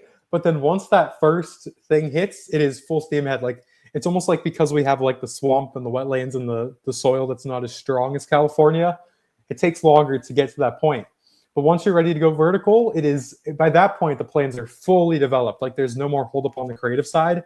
So it's literally just a matter of finding the men to do it and building, which thankfully hasn't been a problem. But yeah, it's like I haven't been to Animal Kingdom since February 2nd, since February 1st, since Dinosaur closed, because I was fortunately on the cruise and got to go to Disneyland, which again, I'm very grateful to be at those things. But at the same time, I'm like, man, I haven't even seen Cinderella Castle being painted. Like I'm sad that I've missed that. Like that's historical. Like that never happens to see Cinderella Castle's front pink and the back white. Like I'm going to go to Magic Kingdom this week just to look at that and take that in a little bit. But yeah, I've been calling it like anytime like people have been posting it, I've been calling it Castle Neapolitan.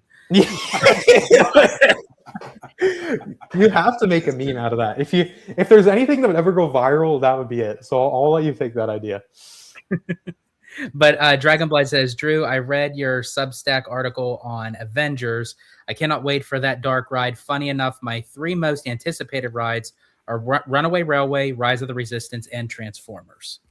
Runaway Railway is up there, my all-time favorite. So I'll show you guys. This speaks for itself, right? Oh, I love that. Yeah. I got that. That's a custom wooden done sign. Wow. Nick's Fix Las Vegas on Instagram and Etsy. He's incredible. But Runaway Railway, I love that attraction so dearly. And Toy Story Mania, which everyone knows that I love too. But yeah, like that, I feel like when you look at Avengers, it's like a mix of Runaway Railway, Rise of the Resistance, and like those three. Speaking of But, which, like, you know, next that level. was my. I don't know if it was your first video, but that was my first time of watching anything of your content. Was when you went with your dad on Toy Story Mania. You were Yeah. hella young. And Oh yeah, I was like, "Hey guys, Drew here, going on Toy Story." Bye. It's funny, like when I was in high school, I was like this little chubby kid, and my voice was so high. Like I remember, like like popcorn reading when you like get picked to like read the book or the. Oh the yeah. thing. Like, I would always be like, "Shit, I gotta read." Like my voice is so. I was like so like self conscious, and like now I'm like 6'2", and I think I've turned out pretty decent. But like it's funny, like I always look back to my old videos. I'm like, people watched me when I had this high of a voice. Like when I was making my arcade content at Dave and Buster's in round one as like a 17-year-old kid, I was like in the corner of my room with no mics, no audio. The lighting was horrible. I'd be like, "What's up, guys? We're going to Dave and Buster's," and it was so cringe, but I was good at the game, so people watched, and that's why it's funny. Like when people overthink like creating content, I'm like, there's gonna be something that people like about you that if you just put the effort into it. So eventually, you're going to get an audience. Like, if you told me that Tiana's Bayou Adventure was going to get me an audience, I would have laughed because Splash Mountain was my favorite ride as a kid.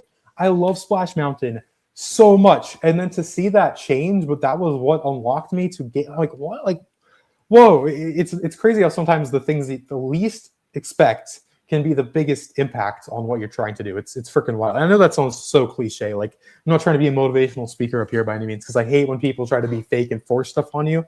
But again, like just going again, like you said, Conductor, the construction. Like I love that stuff so much, and I was just like, oh, big mountain construction, log testing. Like this is cool. People maybe will like this. Here we are. It's wild. 100%.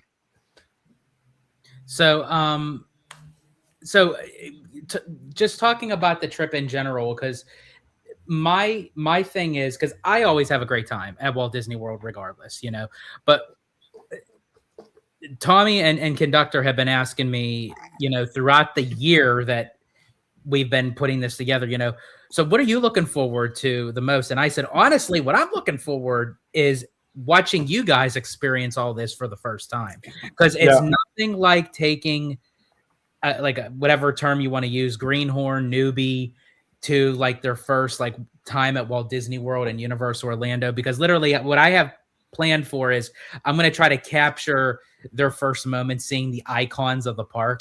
Yeah.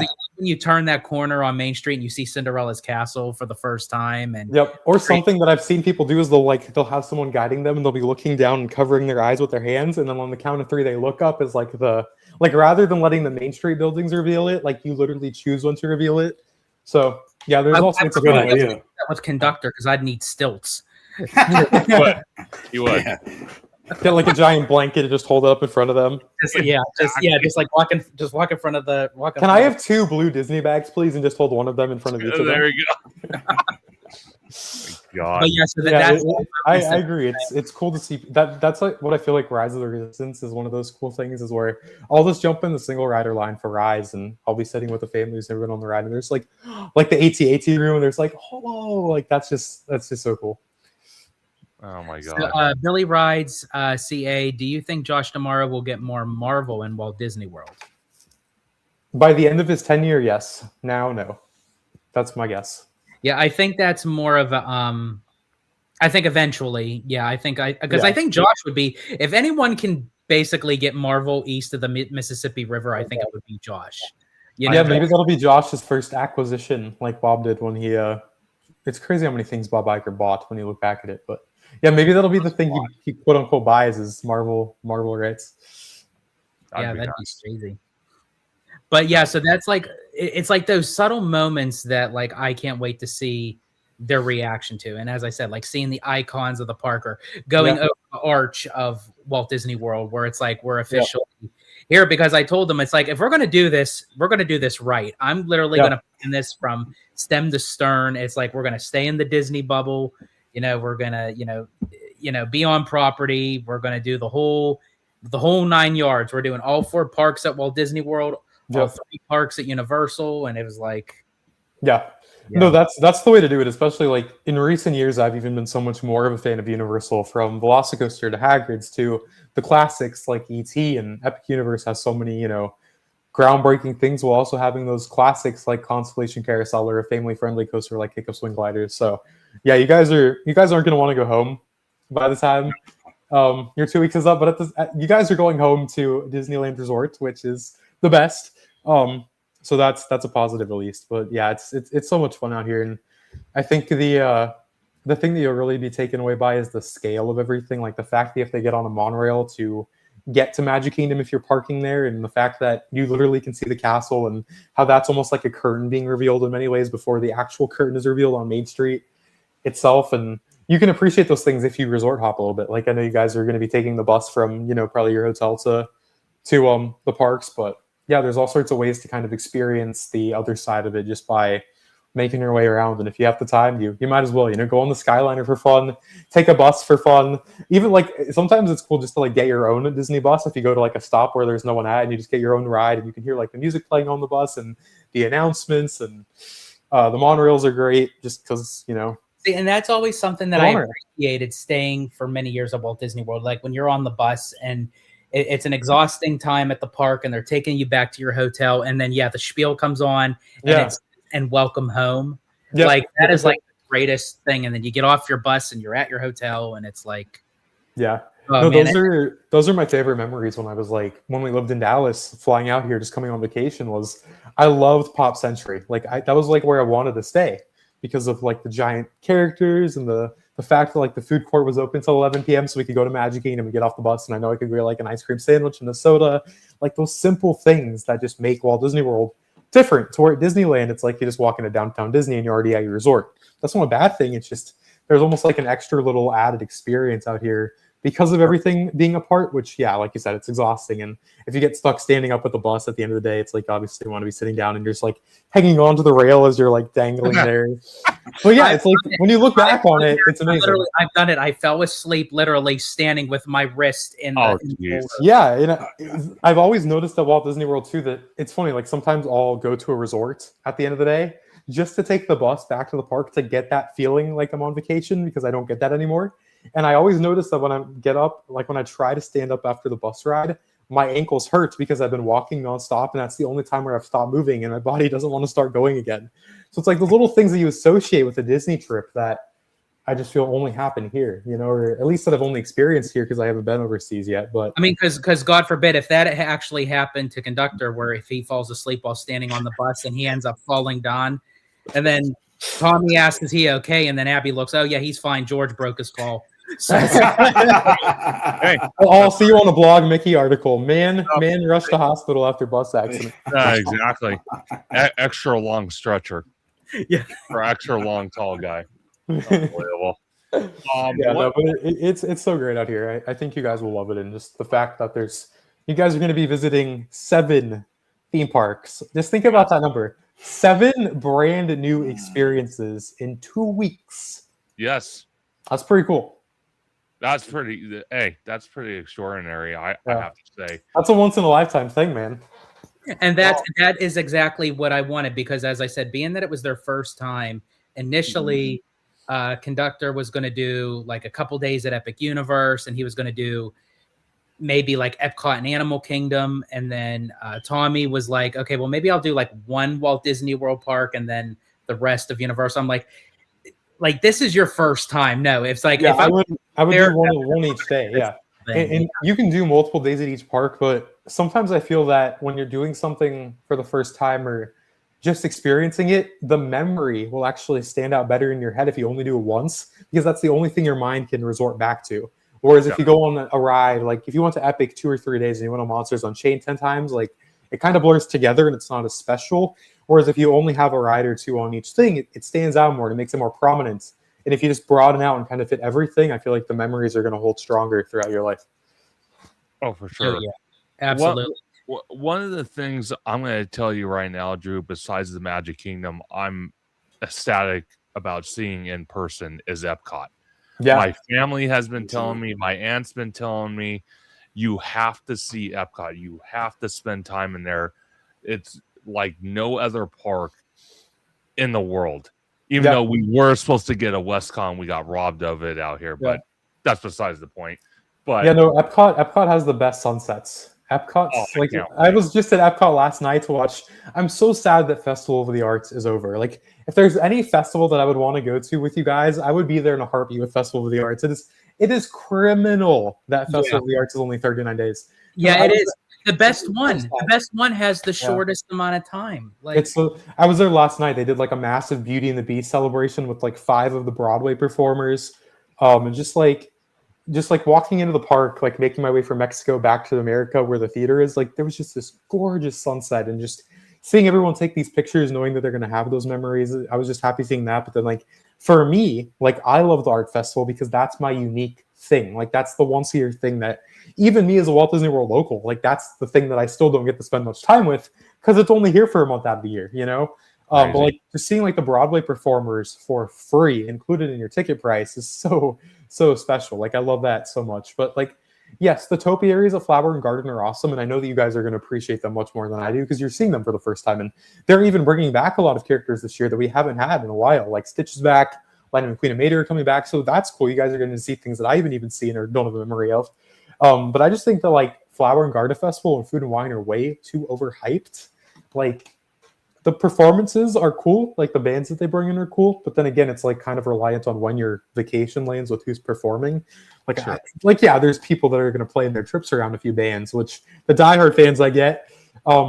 Yeah, no, it truly is an art museum. And another thing that's kind of cool about it is that like it's only 39 days long, but there's even more individual sections of the festival. Like, every single weekend, there will be a different chalk art piece on the ground. So there was like a Doctor Strange art piece. It was like the Cloak of Levitation, as if you were sitting on the cloak. It was only here for 2 days out of the 39 days. So that's one of the rarest photo opportunities you could ever get in a Disney park because it's literally an original piece of art that they just washed away with water last night.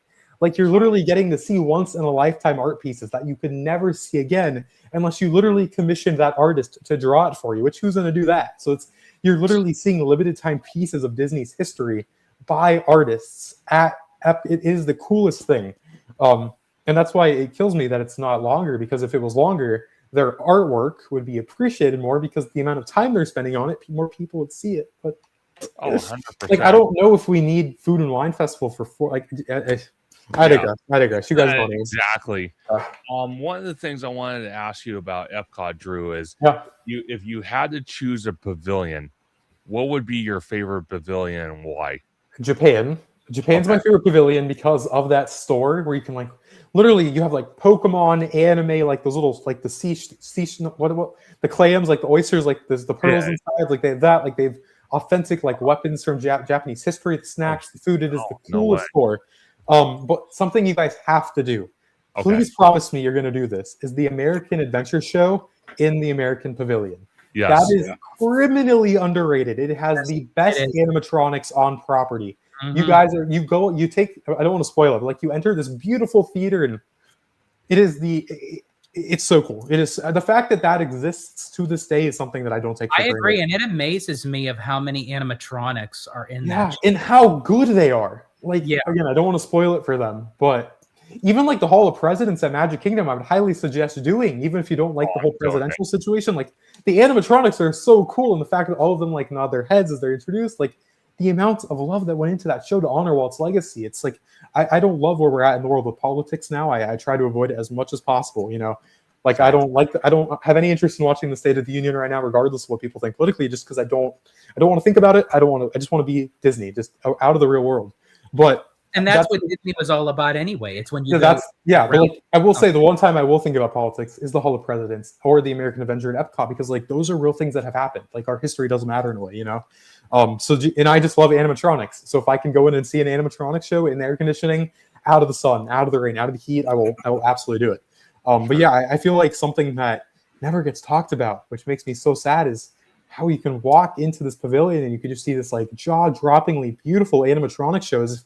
Like, those animatronics and the set pieces are so good that those could like live on a Broadway show for decades. Mm-hmm. And this is something that happens like every hour. It's ridiculous. The Voices of Liberty too, back there. If you want to talk about leaning into American heritage and being patriotic, if you see the Voices of Liberty, I guarantee you guys will tear up a little bit. Those performers are angels. Their voices are ethereal. So when I think about America and I like being American, I go to the American Pavilion at Epcot.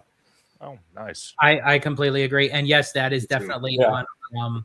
Yeah, no, great moments with Mr. Lincoln too. Walt Disney Magical Life, like those are the political things that I love. You know, like Walt was very patriotic, which I love. But if you want to see that, I'm gonna go watch Walt Disney Magical Life and how he came here to, you know, live his dream. And Abraham Lincoln, like that is the coolest full circle moment. How Walt brought Abraham Lincoln back to life because that was his idol, and now the Imagineers' idol is Walt, so they brought him back to life, and now they're together in the same theater. It's like, whoa. Like that is mind blowing to me, and not only that, the Walt Disney pioneered audio animatronics technology, and now he's an animatronic. Yeah, like what? Whoa! And like, on, does it look like Walt? No, but is it and amazing? Yeah. for the 70th birthday of Disneyland, like that was like the first time that they could have done that. You know? I just saw that show for the first time. That was the first thing. I got off the plane. I got on my lift. I got to the hotel. I put my bag at Bellman, and I went to Disneyland to see Walt Disney Magical Life. Because I just had to see that. Like the lighting on Walt, it is so cool. It is so cool. Oh, it's awesome. That was my first time. That was my first time at Disneyland. I had that same moment when literally I got to my hotel and I came down off of Harbor because again, it was my first time seeing Disneyland. I was 21 years old and I'm like, I see the top of Matterhorn Mountain, Grizzly Peak. I literally check into my hotel. I stayed at the Portofino Inn. I literally opened up my door. Because normally I like, you know, after a long flight, you know, I go in, I freshen up and everything. No, I literally, I took my suitcase. Throw it in there.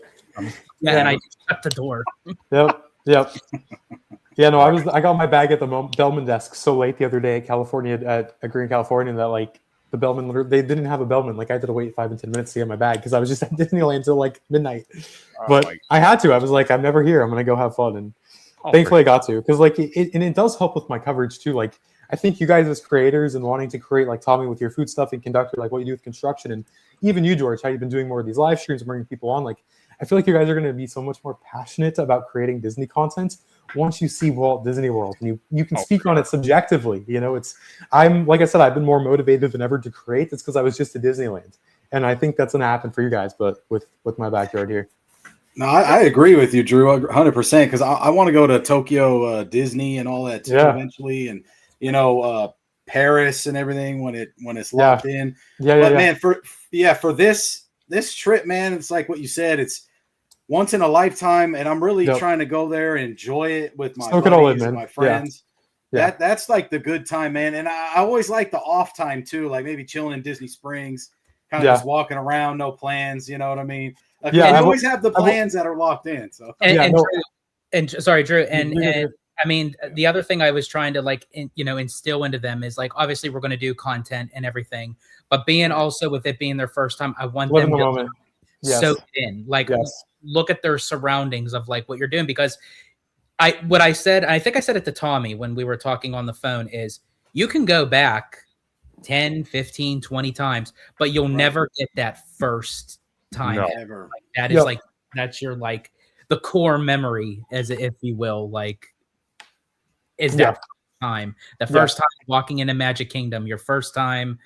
Yeah, first time watching Disney Starlight and Happily Ever After and our version of Fantasmic, and like, even like the Indiana Jones stunt show at Hollywood Studios and Beauty and the Beast. Like, if I'm you guys, something that I love theater, I love the live entertainment, is you could almost dedicate an entire day at Hollywood Studios just to seeing the live entertainment. You could start with Villains, you could go to make your way to Beauty and the Beast. You could go to Indiana Jones, and then you could make your way to Frozen, then go see The Little Mermaid. Like, and I would say you could see Muppet Vision, but unfortunately, we'll have to. Like, Hollywood Studios, in my opinion, this is another hot take. It is worth the price of admission just to see the live entertainment. That's how. And really, honestly, and that's up to them. But that's really what I had in mind for them, because with Hollywood Studios, you know, we have Mickey and Minnie's Runaway Railway. Yeah, you guys. Yeah. So I want them to experience the stuff that is like literally Walt Disney World. Unfortunately, Rock and Roller Coaster is going to be down. Monstropolis. We just missed it. We just missed it. I will say though, like, Rock and Roller Coaster is cool and all, but I really think that the Muppets is going to be an improvement. Like, I agree with you. They are leaning into a lot of the humor with the script, and I think that, again, I haven't said that anywhere, but I trust you guys with it. And if anyone's watching this, that's your little. Which take. I have to say, it's going to be funny. I have to say to everyone watching, if you have not seen the revival of the Muppet Show it's special fun. on Disney Plus, or you could even watch it on YouTube, I highly recommend checking it out because honestly, Yes. for a long time, I was very worried about the Muppets, but I could actually say of what they did with this special, Yep. I feel like that the Muppets are coming back in a big way. Oh yeah, which again is ironic because Muppet Courtyard just got stripped, but again, this is another piping hot take: is I would much rather have Monstropolis than Muppet Courtyard. I don't know. I love the Muppets as characters. I never loved Muppet Vision. To me, it felt outdated. Again, I know that's a hot take.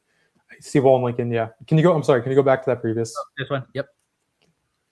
Yeah, no, Disneyland Handcrafted too. Like I was on Casey Right. Jr. the other night, and I was like looking, like when you're behind Storybook Lane, and you can look to the left and you can see the castle on Casey Jr. I was like, Yes.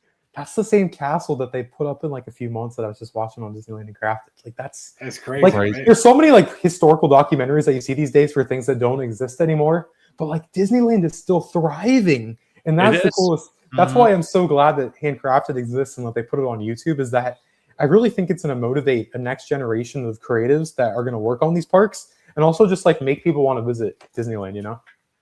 Definitely. 100%. And I do have to say, Casey Jr. at night, Drew.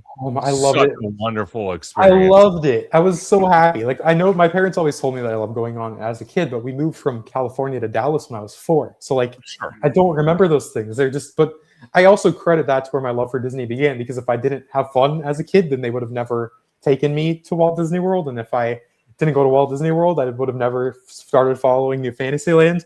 And if I never started following New Fantasyland, I would not be talking to you all right now.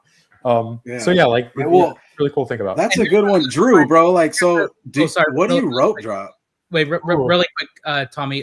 Sorry, hold your question. I just wanted to just say a little fun fact with Casey Jr.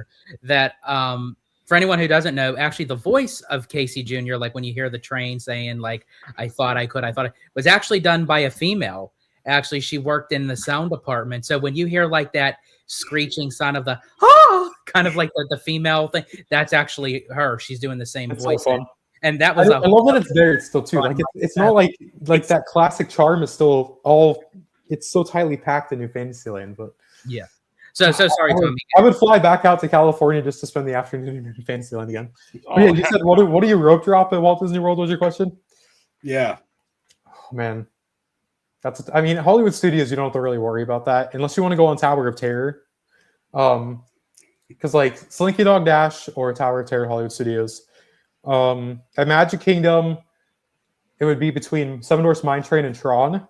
But Nice. what I will say is that again, Magic Kingdom has so much going on at nighttime when the park closes, between Starlight and Happily Ever After and the lineup of attractions and the shopping and the food and all that. That if you get in line for Seven Dwarfs Mine Train or Tron right when the park closes, once there's no more lighting lanes, no more disability access service guests, and it's just standby, even if the wait time's posted at like an hour, it's realistically like 25 minutes.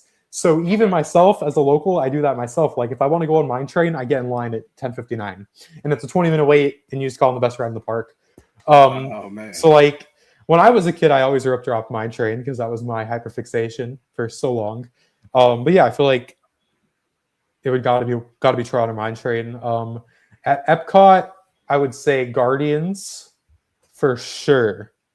The good thing about Guardians is it's very reliable, rarely breaks down. And your guys if I honestly I might come to Epcot on the day you guys go on Guardians for the first time just to see your reactions alongside George. I might join you guys on that day because Guardians is special. I'm not going to say anything else because if I spoil it, I would never forgive myself.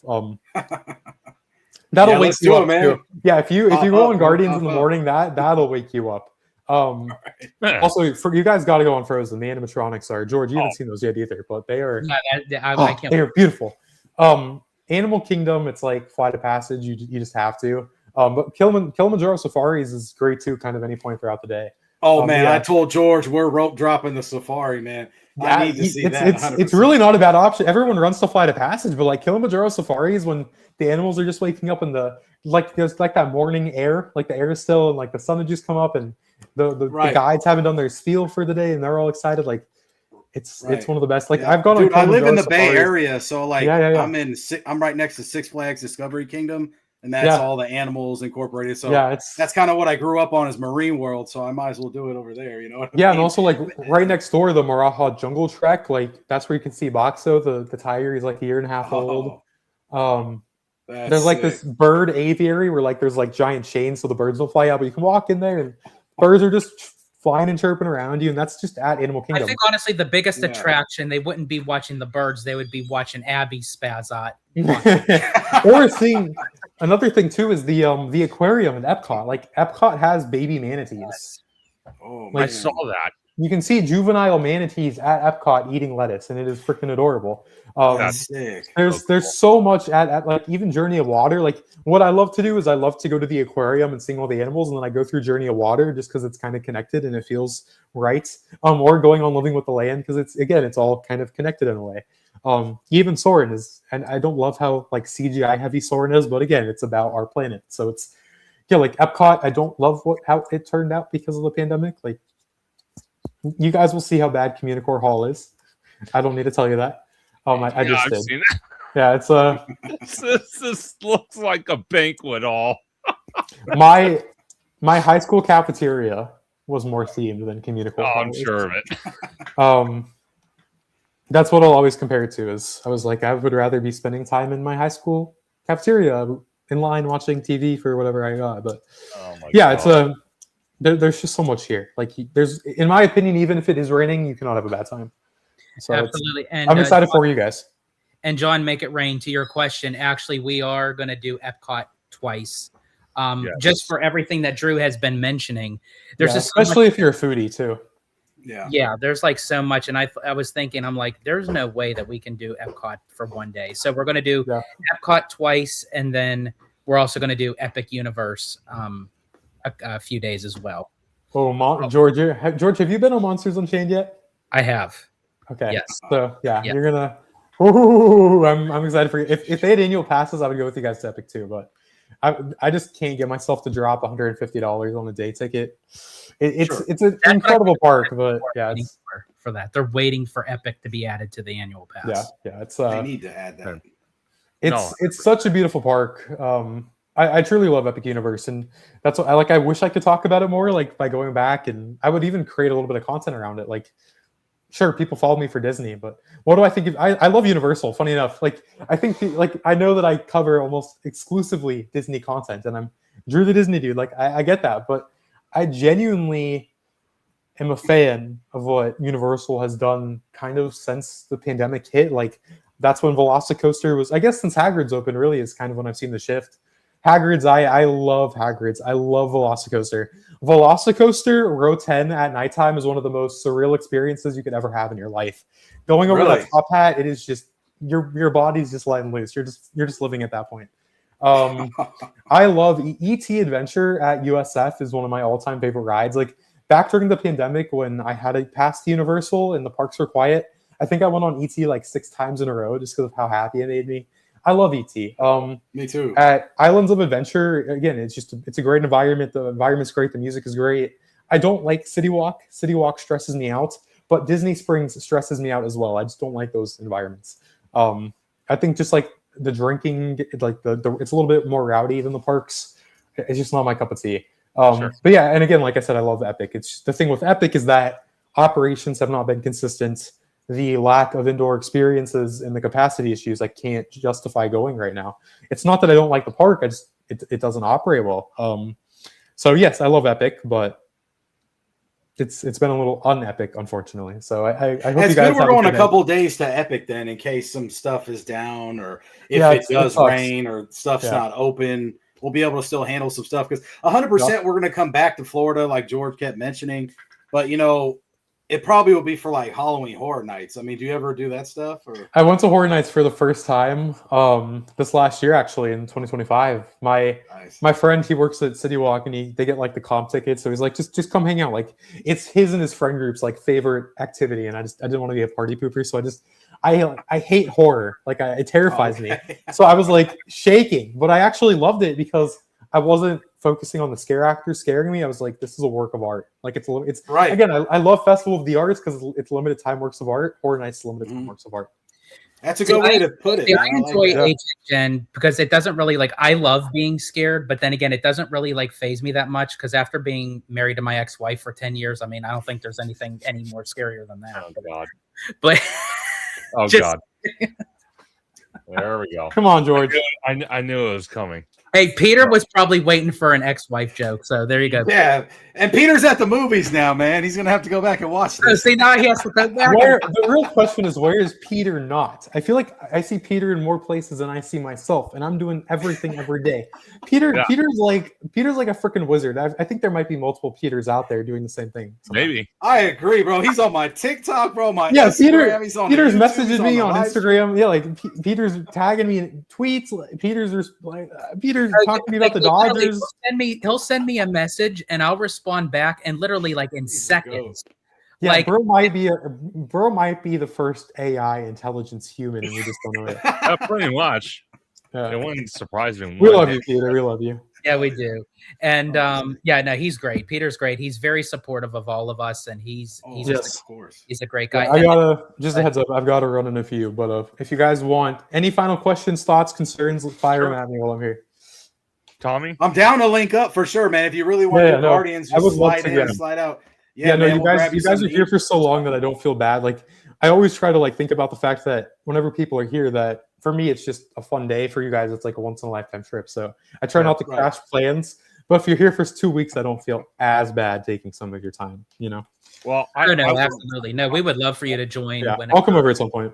yeah, that would be awesome, Drew, to ride Guardians with you. And like you're Yeah. saying about that Japan pavilion, I would Yeah, love yeah, to yeah. kind of walk. Yeah, we'll do an Epcot day. Yeah, yeah. Either Epcot or the live entertainment at studios, because I just feel like that would be fun for me to do too. Like if I can be a tourist for a day and actually experience something like out of what I normally do, I actually yeah. like those days because it gives me like a little taste of Definitely. what I kind of fell in love with Walt Disney World with. You know, like when I was a teenager flying out here and dreading the 2-hour flight, but then loving being on the Magical Express and finally tapping the band on the room door. And what's funny is like a 2-hour flight is nothing. Like now that I'm like, oh, Disneyland's like a 5.5-hour journey, you know, and Yes. even that's nothing when I'm going to want to go overseas eventually. But And Drew, I know you gotta leave soon. Here's Very good. a question for. Ooh. From all right, this will be my last question. Okay, so All right. Sounds good. my wild card announcement is the heavy integration of the Fortnite stuff at Disney parks. I know everyone's like, "Shut up about Fortnite." No. This hasn't even started yet, so bear with me. But yeah, I think we're gonna get a Fortnite pavilion at D23. Major reveals, Fortnite in the parks, Fortnite characters in the parks. It's gonna be big. My early prediction would be a blockbuster off the rails announcement for Walt Disney World as an unofficial response to Epic Universe. Everyone's like, well, what is Disney's response to Epic Universe going to be? They must build a 5th park. No, a 5th park would cannibalize our attendance and crush Walt Disney World. That would hurt Walt Disney World. But building a massive attraction on top of what is already happening would be Josh D'Amaro's FU to Universal, basically. Like we have Monsters Inc. Land, Tropical America's Villains Land, Cars, all this amazing stuff happening. And you know what? Here is one more Moana ride or Zootopia or Figments, an original attraction, maybe something that big, an original story. Just something crazy that no one has on their radar that causes a standing ovation in the Honda Center. That is my wild card prediction, some jaw-dropping announcement. Early predictions would just be like concrete details on what's coming. A model for Pixton Peak and Villains Land at the Pavilion show floor. We can hover over this 1 to 200 scale model of what's happening. You know, names for attractions like what is Encanto going to be named? What is Indiana Jones going to be named? What is the name of the Cars ride? What is the name of the Villains Land rides? Over at Disneyland, maybe a tease for Disneyland Forward, an early announcement there. Just concrete details, updates. And again, like the second park for Shanghai could happen. Though the second park for Shanghai might be announced in June when that resort celebrates its 10th anniversary. Like that might happen before on their own terms because an audience at the Honda Center is not an audience that's going to be going to Shanghai Disneyland. So people aren't going to care in person. The same thing with Abu Dhabi. Like I wouldn't be surprised if IAPA, the International Association of Amusement Parks, announces the Abu Dhabi stuff, because that's the audience that's going to react to it. I just think we're going to get a lot of concrete updates, but I think there's going to be a few shocking things alongside the whole Epic Games stuff. So that's what I'm expecting, but that's all I want, honestly. 100%. Well, Drew. Oh yeah, and the cruise line.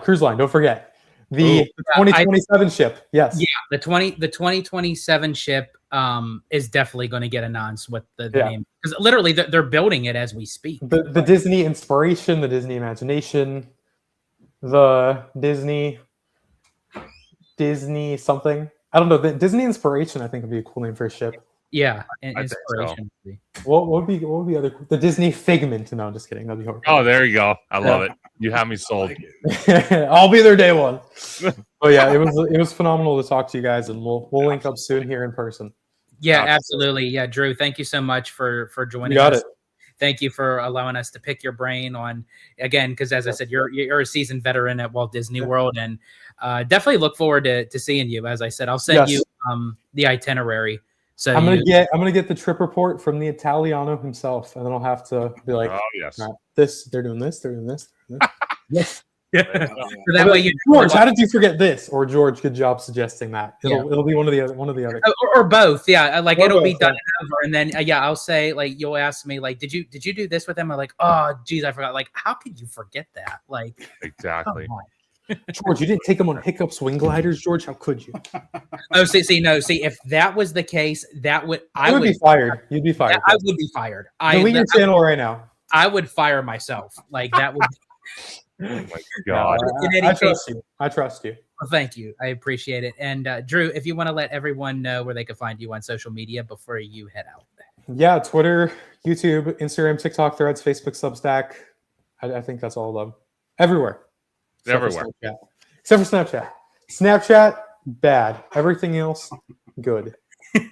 Hey, now we'll get Drew on Snapchat eventually, man. He'll be on there. What's up, snappers? It's Drew here. Yeah, the Disney snapper, bro.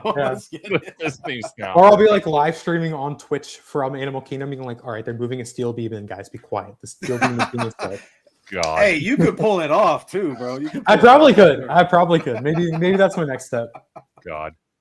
All right, gents. Great talking to y'all. Appreciate you, man. Thanks, Drew. See ya. Have a good night. Bye, guys. See ya. See ya. That was absolutely incredible. I can't wait to hang out with Drew, because Drew to me, he reminds me of what Ricky is in a way. You know, he has that just mentality to kind of see things in a broader picture, even though physically. And I love that. Right? And what I love about Drew is, and you had mentioned a conductor, you had mentioned Bricky.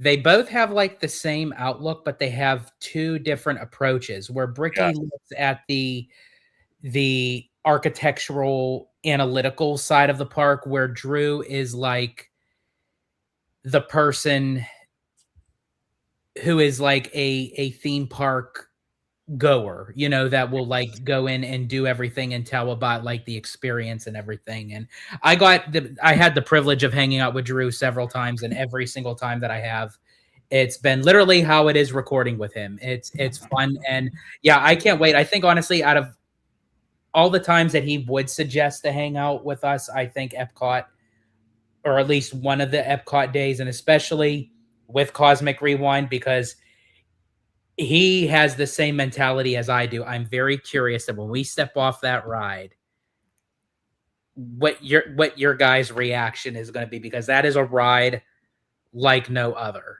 You know, it's like you either really, really love it, or you really, really love it.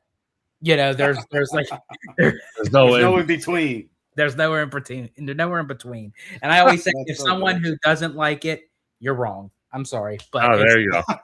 You straight up. No, but like I did want to say real fast, like I appreciate everybody that's been really diving in and really showing me and Conductor like this love, because they know it's our first time. And the main one is you, George. You really took initiative and really coined this whole travel for us. And it's going to be once in a lifetime for sure. I mean, people don't understand, man. They're getting like 14 days of content, man, between all three of us. And, you know, we got big plans, and I just can't thank you guys enough. I mean, like, I would even go out there and not do any content and just kick it because it'd be like my first time.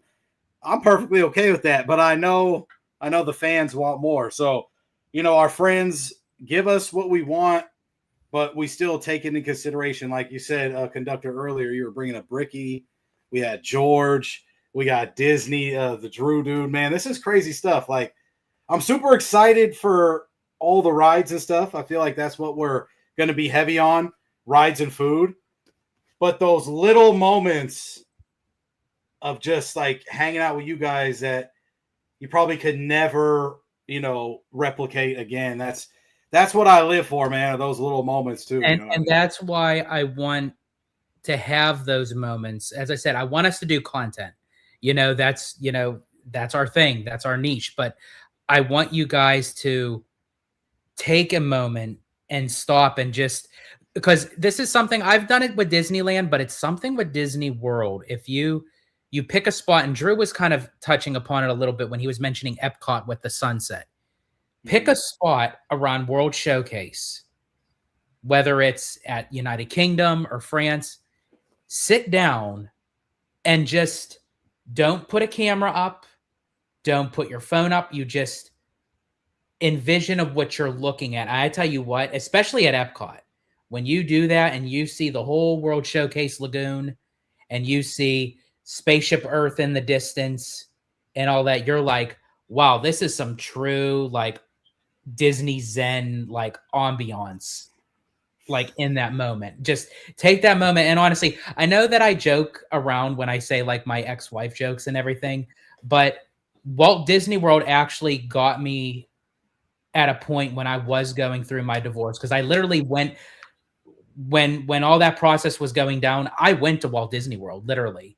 And I found myself when I was sitting at Epcot and just contemplating my life of where it's going, I just took a deep breath and I just looked out into Epcot and I'm like, everything's all right in the world, even though technically it isn't, but right now it is, and I want you guys to have that moment where, yes, I want us to do content. We're going to do the rides. We're going to do the food reviews. We're going to do all that. But I want you guys to see Walt Disney World as a whole, because it's more than just the theme parks. It's more, as I said, I want to take you guys around to the Yacht and Beach Club. We'll walk out of International Drive. We'll do the Yacht and Beach Club. We'll circle around to the boardwalk. The sunset at the boardwalk, too, is phenomenal. I don't know how Disney did it. They purposely built the boardwalk so it's facing the west. So when the sun sets in the west, that's where you're standing. Oh, that's man. awesome. That That's is incredibly awesome. But I have to agree with Tommy. It's everything about the trip is going to be amazing. Hanging out with you guys is going to be absolutely incredible, but it's literally the small moments that's really just going to make it. And George, like you're talking about, your focus is day one when we go to Magic Kingdom. I'm sure you have a plan for it, but if I had to guess and throw my 2 cents in here, I'm going to guess that you're going to be in front of us, and you're going to be filming me and Tommy's reaction walking around that corner for the first time. I literally am. I'm already going to be in the center, and I'm going to have the camera zoomed on you guys, and then I'm going to motion, and then and as you guys are walking, I'm going to get your face. Literally of what it looks like, and then after I get your initial reaction, then I'm going to turn the camera so then the audience can see what your reaction is too. Oh, it's going to be phenomenal. Fire. It's going to be phenomenal. And then the shout out to my boy Hunters Unite 6939. That is the Andre. I've known him since elementary school. I've known him a long time.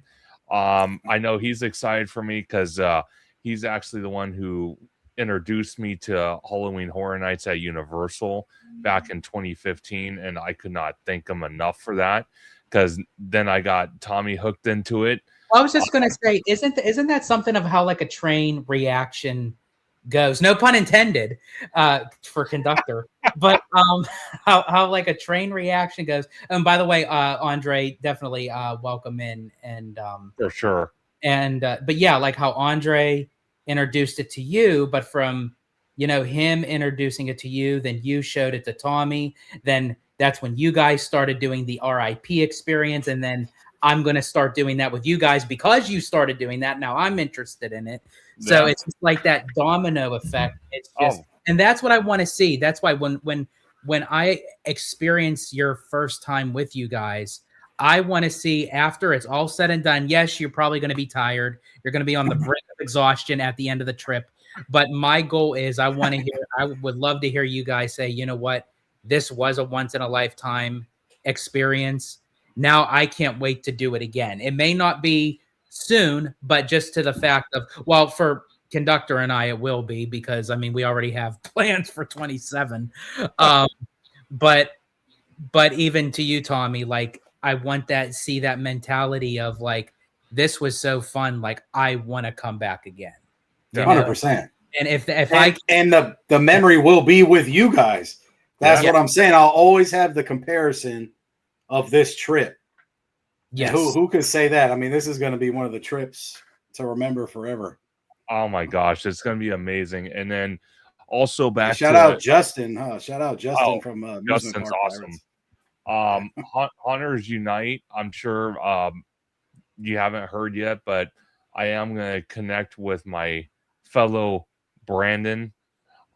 He's out there at Walt Disney World. He works the gripping department. So he's been out there since I think 2018. He moved out there because he used to live out here. So I'm definitely going to hang out with him and his wife Taylor. So I can't wait to see them. It's been about 8 years since I've seen them, so that'll be a great moment to hang out with them. But I'm going to say this, Ryan, since the comment is up there, I'm going to say this. I don't know who's going to get the worst sunburn. I'm going to promise you I'm going to do everything I can so I don't get a sunburn, because that would not be pleasant. I'm curious to see if I'm kind of hoping that it wouldn't even be an issue with that, especially with it being March and the weather being kind of wacky. So I'm kind of hoping that it's warm, but it's like a nice warm temperature, and hopefully it won't be. It's hard to say because I mean the weather's been all wacky lately, and it's like you don't know what you're going to get. And then John has brought up this comment multiple times. George, I don't think we're doing this go around a water park. So this time we're not doing the water parks. I think honestly, even for March, I think it's going to be way too cold. I am still going to bring my swim trunks because you never know. Sometimes I like, if it is warm enough, I like to take a dip in the pool, the resort pool, like during some downtime. I always like to just bring my swim trunks just regardless, because you never know. I think you'll catch me in the jacuzzi because it's just good for my back. So jacuzzis are good. I do love a good jacuzzi. But yeah, as far as the water parks, no, we're not going to do the any of the water parks. But we're just going to just do the theme parks, and then, like Disney Springs and the resort hopping and all that stuff. Billy Rides CA said, not counting clones, do you plan to do all the rides? I plan. Hey, we're hoping. I'm picturing this. I'm going to try to get them on as many as possible. That's have to. That's the main thing. Rides and food. Yeah. And really, and as I said, like anytime like we have like the downtime, like if we have something extra, like, to throw in a ride maybe here or there, that they may have already experienced, but in a different way, like Galaxy's Edge, we're probably not even going to touch, because I mean, it's literally as in here. It's a waste, to be honest with you. It's literally whatever you see out in Disneyland is what you see in Florida, but we're going to hit Toy Story Land. We're going to do Slinky Dog. We're going to hit the Tower of Terror. Your guys are going to experience Florida's Tower of Terror when you move into the fourth dimension. See, even when Tower of Terror was out here in Disneyland, it didn't have the fourth dimension. We're going into the fourth dimension here in Florida.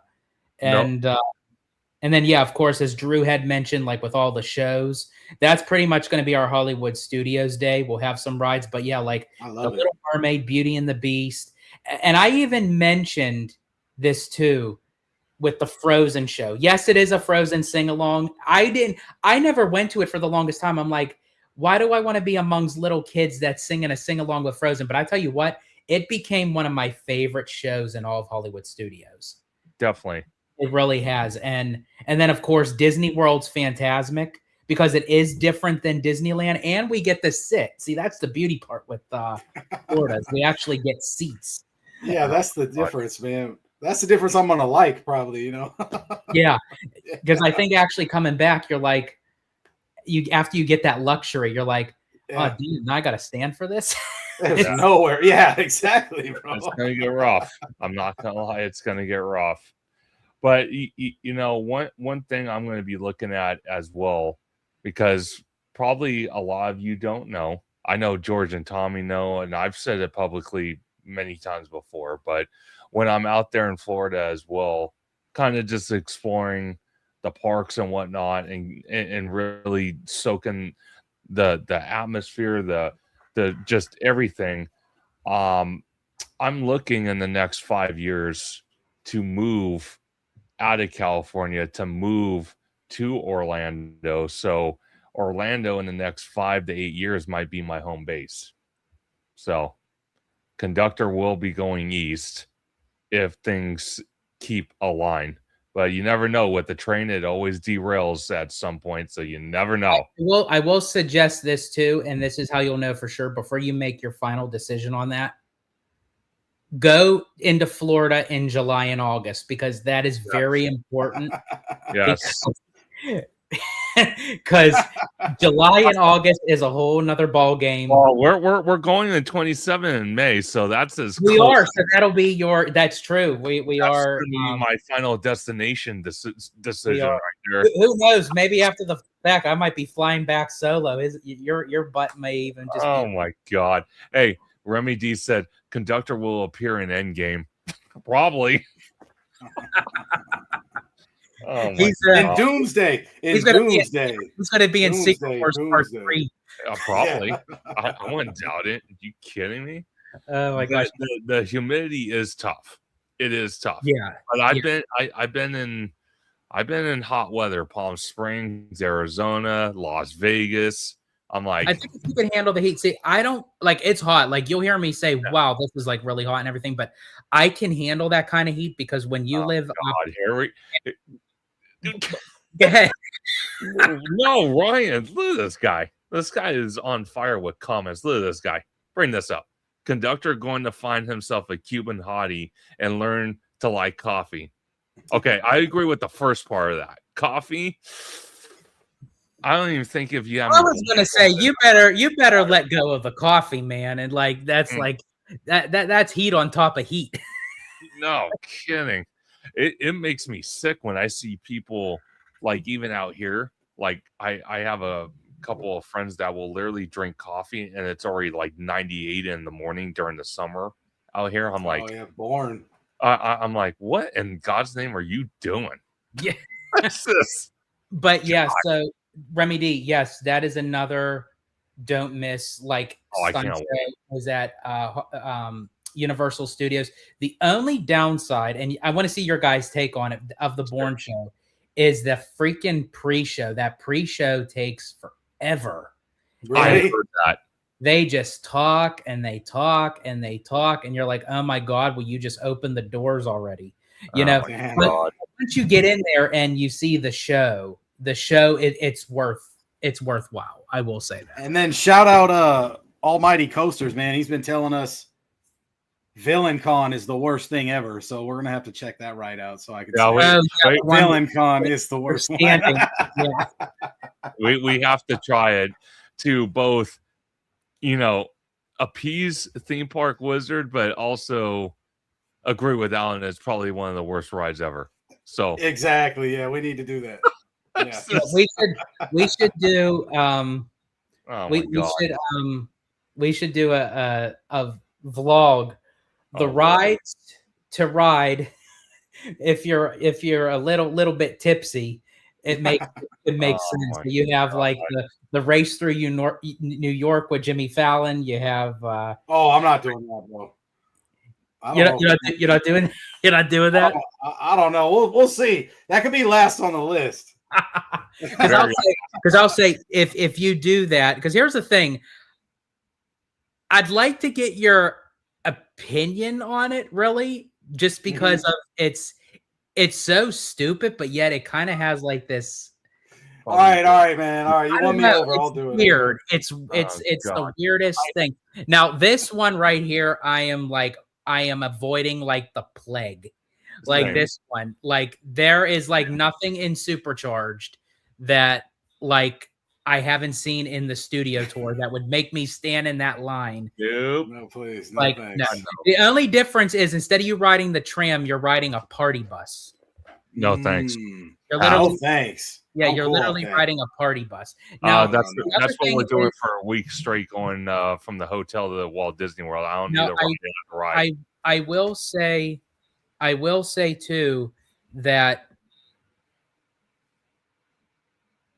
I will say too that with Kong, even though you get Kong like that's on the tram tour, I will say this: the queue for Skull Island is immaculate. Like when Really? you're in the I've heard queue that. line, it is phenomenal. And then at the end of Kong, you get that giant audio animatronic. Right. And so I think honestly, that would be a ride I would say to not put up at the front of the line because there's other stuff I wanted you guys to see.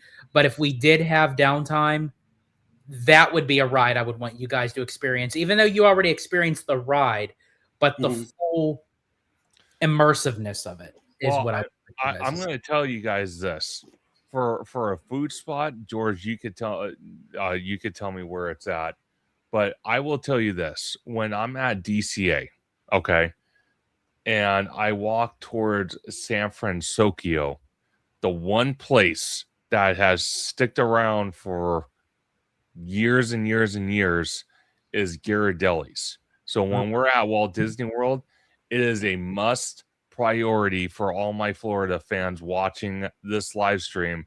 I definitely want to hit Gideon's Bakery. That is absolute must. That is again, that would be sacrilege of me to not take you guys to Gideon's because again, it's not just getting those cookies, which are phenomenal. They're huge. They're about the size of my head, you know, but it's the experience of like literally when you walk into Gideon's, it literally looks like something that you would see in the mind of Tim Burton. Like, I can't wait. Like, wait. Yeah, it has that very like dark, kind of rigid Gothic style. Like you just probably would stand in there and just do B-roll.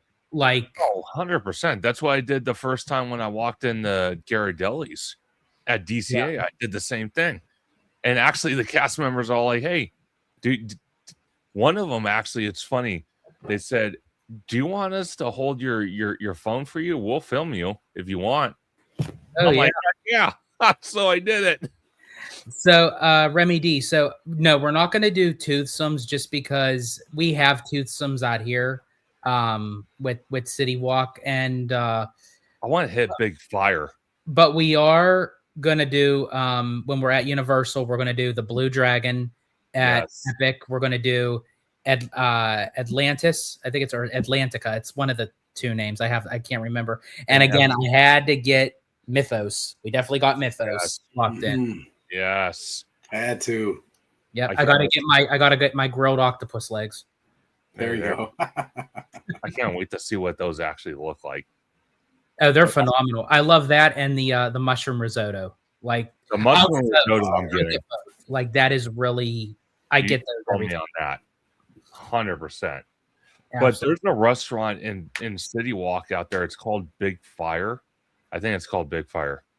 Is it? Or something fire? Or I'm trying to think of the restaurant. If anyone knows in the comments. But it's a restaurant we were supposed to get instead of twosomes. But then we wound up getting twosomes, and I can't think of the name of it, but it's like a high-end classic American steakhouse. It's Okay. it's wonderful. Awesome. Yeah. Yeah. So we'll kind of play some things by ear as far as like the universal part of the trip, and also like with the quick services, because we do have dining reservations. And again, I told Tommy and I also told Conductor that even though I made these reservations, always remember we don't have to stick with the initial plan. Look how we added another Epcot day, and it was like, Yes. so it's like you never know when you're down there, when we're in the midst of doing something and we say, oh, we only have like 25 minutes for this, and we're like, you know what? Maybe we should skip that. We're in the middle of doing it. Then that's how the ball rolls. So that restaurant, I was just texted by a friend of mine, Big Fire. That's what it's called. Okay, Big Fire. Big Fire. So we definitely got to check that out. But one of the things I'm super excited about, I never got the opportunity to eat there, and it closed down when COVID happened, was Steakhouse 55. So out there, we're going to be eating at Steakhouse 71. So I'm very intrigued to try that. The prime rib. Ooh, I can't wait. I can't wait. Oh my God. You're giving me Thanksgiving vibes already. Prime rib, high-end food. Oh my God. And now we all have the Disney dining plan. So yes, it's like go gung-ho with it. Oh, 100%. 100%. I'm so ecstatic for that. It's going to be a legendary trip, and I cannot wait. I've been waiting for this moment all year. George knows it. Tommy knows it.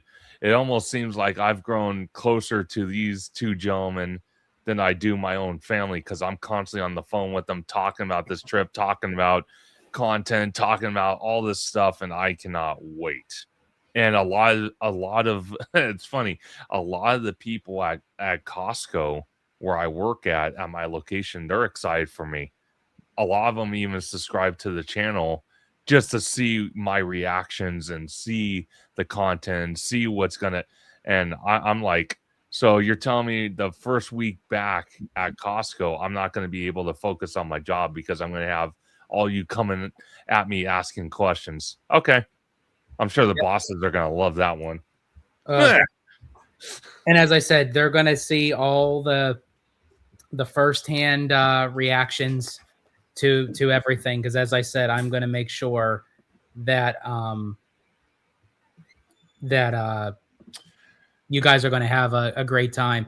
So any thoughts on fast food? So when it comes to like the quick service stuff, it's basically kind of like how it is at Disneyland. It's like you just kind of like go with the flow kind of thing. You have, although I will say the chicken penne that's at our hotel, even though it's like in a food court setting, I actually enjoy it. I know it seems simple, but like late at night when you're coming back from the parks and you want like a late night little meal thing.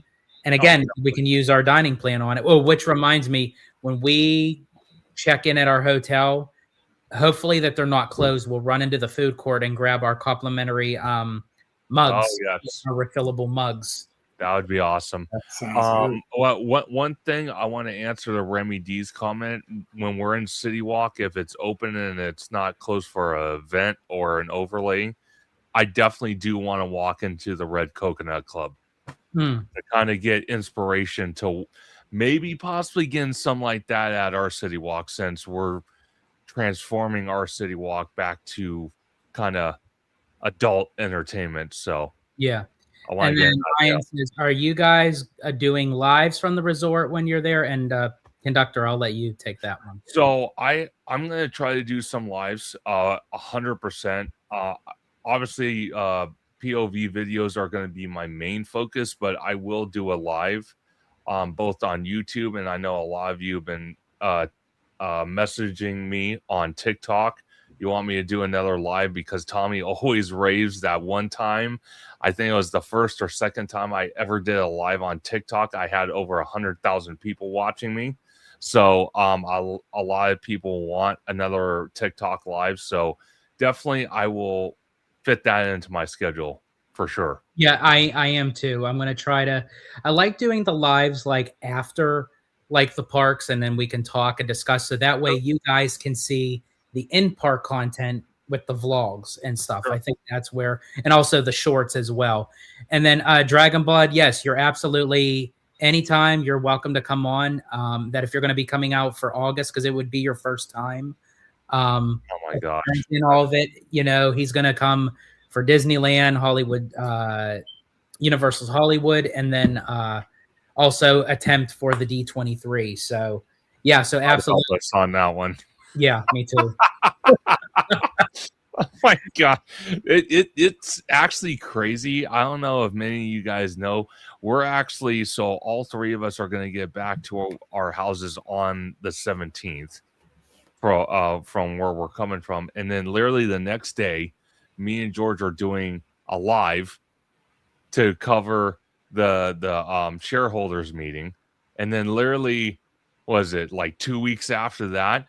Then like almost 3 weeks, supposedly the growing rumor is that D23 tickets are going to drop.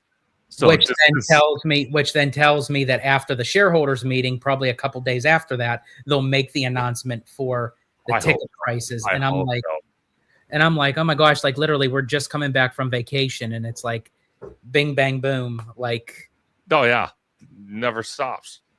That is one thing. It never stops, man. This content stuff never stops. And then right after that, then we, you know, and then we go to D23. And then after that, here comes the Halloween season again for AJ. Yeah. Like, never stops, bro. Never stops. But you know what? I enjoy it. This is like, I live for this stuff. Like, this is the stuff that I enjoy. And I love it. I love it. Remy D said, will you guys be getting express passes for Epic or wait in the 3-hour long lines for research purposes? I love that for the research purpose. So unfortunately we don't have the express. I mean, technically we could, but I mean, it would have been like $400 some. Like I'll take the risk per person. And it's like, again, we could have done it, but I mean, is it really worth it? Honestly, because Abby and I did get the express, but honestly, they refunded us because we didn't use it. We didn't have to. Monsters Unchained never went above a 20-minute wait. Now, Ministry of Magic, that's why that and Minecart Madness, Donkey Kong, yeah, they have to be rope dropped. Those are the first things that we have to do, because as it goes on during the day, it's only going to get worse. Well, just to let Remy know, part of our schedule is, and we were able to lock it in just recently, me and Tommy Toon World will be doing 3 days of Epic. So we will try to plan to hit everything. And I'm sure you're going to see some content from Tommy, especially with his world famous Steven Spielberg food reviews. So believe me, we're gonna try to experience every inch we can, for sure. Yeah. So yeah, these two will have an additional day at Epic Universe. Technically, they have an additional day just for all the parks, because we have the park hopper. So that way they can hop from park to park, while Abby and I are actually going to a wedding of a friend that I actually met on a Disney cruise. Go figure. We got invited to her wedding. And so when we're at the wedding, they'll be still like hitting it up at Universal. And the one beauty part about having the park hopper for Universal as well is we have access to the Hogwarts Express. Yes. Forth between. So that is not even just a ride. That's also an experience. So that's going to be sure. I can't wait. I cannot wait. And a buddy of mine from work, he just came back from Epic. And he said it was the steakhouse restaurant in Darkmoor. Yeah, steakhouse or something. Yeah. He said he went in there I had dinner, and he's like, "This was one of the best high-end theme park restaurants I have ever experienced ever in my life. You have to try it. You have to do it." I'm like, "Oh, dude, bro, we're hitting it. We're hitting it. We're for sure doing it." So Dragon Blood gifted $9.99. Thank you so much, Dragon Blood. I also bought my Disneyland and Universal tickets not that long ago. It's all coming along. D23, I'm crossing my fingers so much, but hopefully as a D23 Gold member, I have a chance. As I said, definitely fingers crossed for you, Dragon Blood. Fingers crossed for all of us. You know, we're right there with you. And yeah, I hope you get it. And honestly, with you being a D23 Gold member, you'll be one of the first people to have a crack at the ticket. So hopefully that'll work for you as well. And then we got Mr. Theme Park Wizard in the house. Well, Orlando peeps. Yes, the time is upon us, Wizard. We got 1 week. One week. Crazy. It's like 7 days. And here's the thing, because I was just telling you guys that normally, like the last several days, it goes by slow. I think it's going to be the opposite because we got so much stuff. Oh, dude, that's going on even before. Like we have that after hours event at Disneyland. I have the 65th anniversary of 101 Dalmatians up in Burbank. I still have to finish packing. It's like, oh my god, dang, yeah, that's crazy. Oh, Wizard said make sure. And I completely agree with him on that. No matter what the line is, I don't care if it's 3 hours. You guys, we gotta do Hagrid's. 100%. Oh, definitely.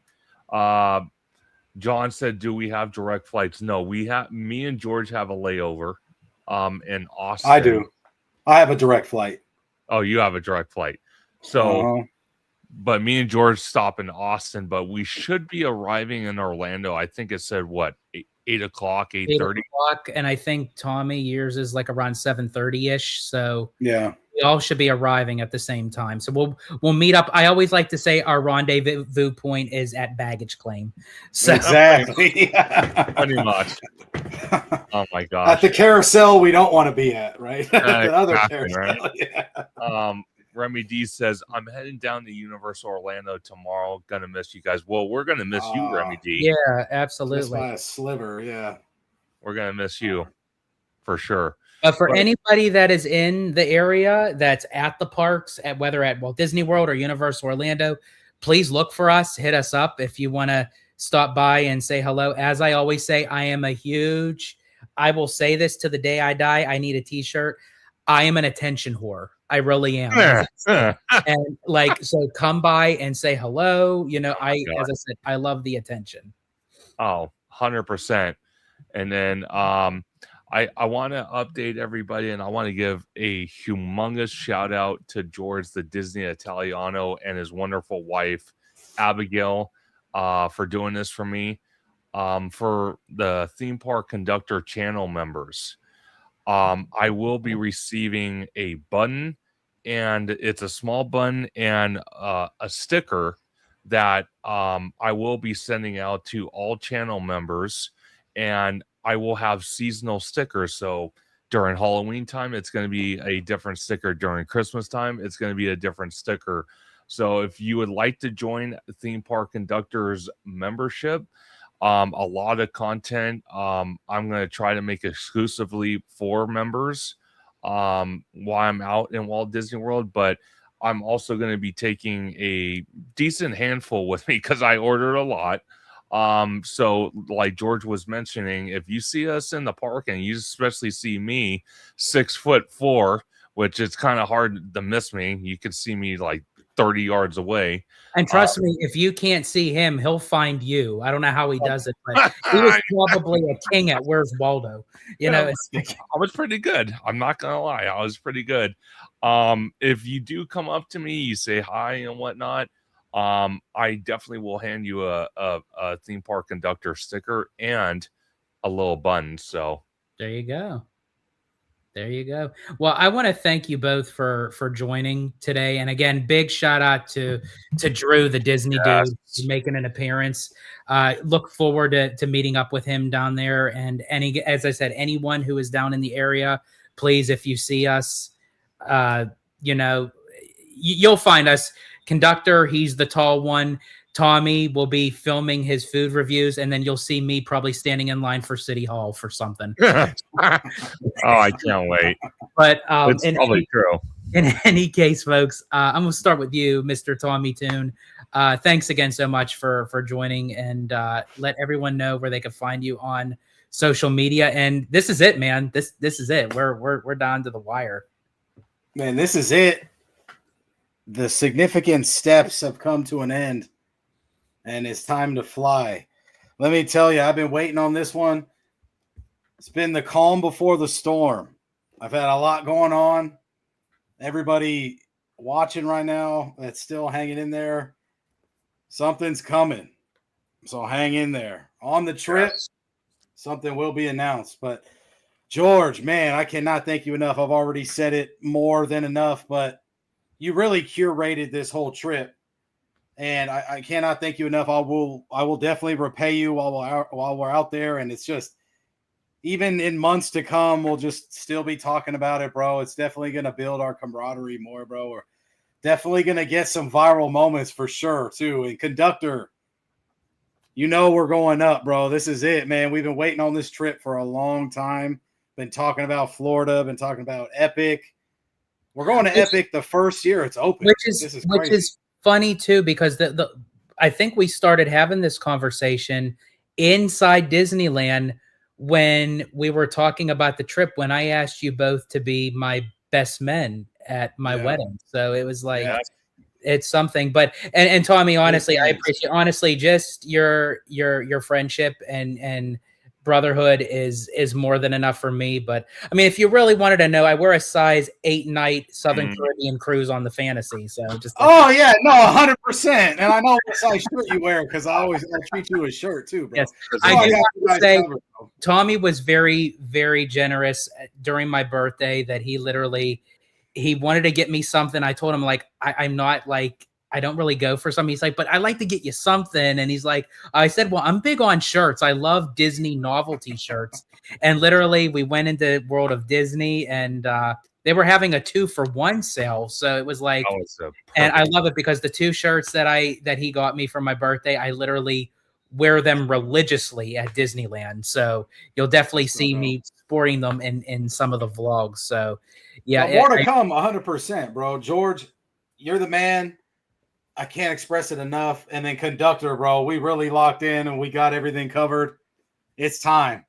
But man, I appreciate you guys. Drew, the Disney dude, I cannot express how much respect I have for him trying to show me the ropes before I get there. I mean, I'm asking a goat like him what to do in the rain. I mean, come on, he's bearing with me, buddy. That's why he's saying, let's go experience it subjectively and objectively and then come back and talk.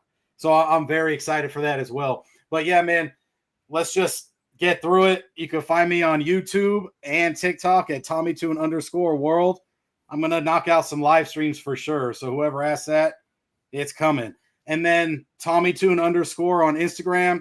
I'm pumping hard on there this year. Hopefully I make it big. Absolutely. And definitely everyone follow Tommy Tune because as I said, I've said it many times. Conductor says it so many times. And I feel like Tommy doesn't give himself enough credit for the work that he does. Because I tell you what, he puts so much blood, sweat, and tears into his content. And honestly, it really shows because as we always say, we always tease him about it, but I really truly mean it. It is like Spielberg quality kind of thing of that. He puts so much attention to detail. And even like when he has the camera on him, Tommy does this unique thing. And I just like to sit back and watch him work. Like he'll say a line for his video and then he'll pause and then like he'll re-say the line again, but he'll throw in a different word. And I like that because that is like what professional actors do and directors do. It's like, say this line, but say it 5 times, but in all 5 times, say it in a different way. And it's like, he doesn't stumble. He just like, he hits the mark every time. And he does what he does best and he does what he loves. And honestly, he's a king at food reviews. And also I have to say, he's been dipping his toe into some of those movie reviews too, which I'm quite enjoying as well. So thanks, man. I appreciate you big awesome. time. And Mr. Theme Park Conductor, obviously, you know it's not a live, honestly, without you. I think I've done more lives with Conductor, especially our 11-hour stretch. But we did it. Honestly. That was was a long life. God But- dang. I but- still can't believe we pulled that off. We did, and honestly, I think that's just going to have to be an annual thing. We're just going to have Yes. to, you know, pick I a agree. day, like in the very beginning of each year, like as it starts the new year, and we just kind of do our 11-hour. But I echo the same words that I said to Tommy. As I said, I appreciate your friendship, your brotherhood, and I love the fact that I get to do this with you guys, and that I set this up for you guys to enjoy it, because as I said, I've done it before in the past. I really have, where I've taken people, you know, on these, you know, big trips and everything. And I love playing host. I love playing VIP tour guide, you know. So and again, especially with it being your first time, like that is, as I said, you guys are not going to get your first time back. So I want you guys, and as Drew said, really let it sink in. Mhm. You guys are going to see 7 new theme parks you've never experienced before in Yeah. one trip. 7. That's Never in my legendary. life has that happened. Yeah. That's legendary by far. But I want to give such a huge praise to George, because like he just mentioned, none of this would have been possible without his help, without his plan, without him just vigorously going back and forth, contacting me and Tommy, contacting Walt Disney World, contacting Universal Orlando. He did every bit of effort I could only dream of doing, because me and Tommy tell him all the time that, you know, if it wasn't for George, which is somebody that is an absolute veteran at this, me and Tommy would not even know where to begin. So I'm so blessed and thankful to have George as a friend, be part of his wedding that's going to be coming up.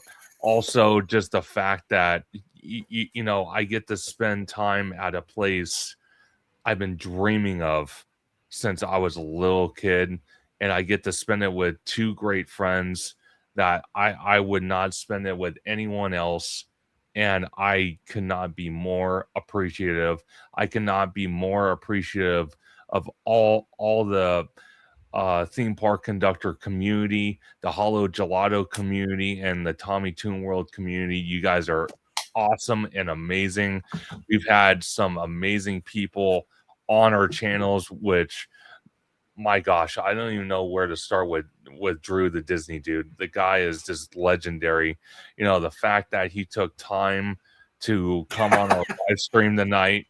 No, seriously, I'm just saying, the fact that he took time to literally sit here and come on a live stream when he is so just embedded in the theme park world with media, with his own content, being interviewed by, I think it's Channel 3 in Orlando. He's a constant contributor with Channel 3 out there. He just told us during the live that he flew down to California to be at Disneyland for 48 hours for a media event that was last minute, and he decided to fly down. That's someone that I look up to. Someone that's willing to make that sacrifice, and I can only dream, me and Tommy both, and George, that we want to get to that status. That is the next level we want to get at, and none of that would be possible without all you guys watching and supporting Tommy Toon World, Hollow Gelato, and Theme Park Conductor. You guys are what keep us going, and I could not be more thankful enough. But you can find me, Theme Park Conductor, on YouTube and Blue Sky at Theme Park Conductor. on Instagram at theme_park_conductor, on X at theme conductor, TikTok at theme park conductor 1, and every Sunday at 5 or 7 p.m.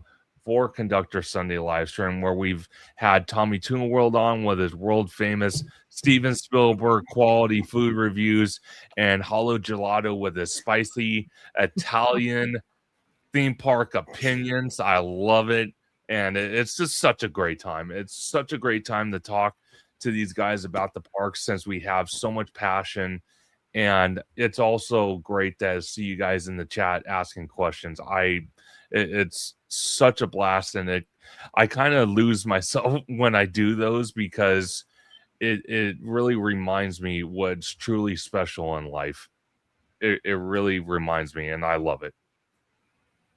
Well said. Well put. Honestly, I think I really honestly don't think I have anything to add after that point. But yeah, that's pretty strong to the core there, man. It's like, but in any case, everyone, thank you so much for joining our live.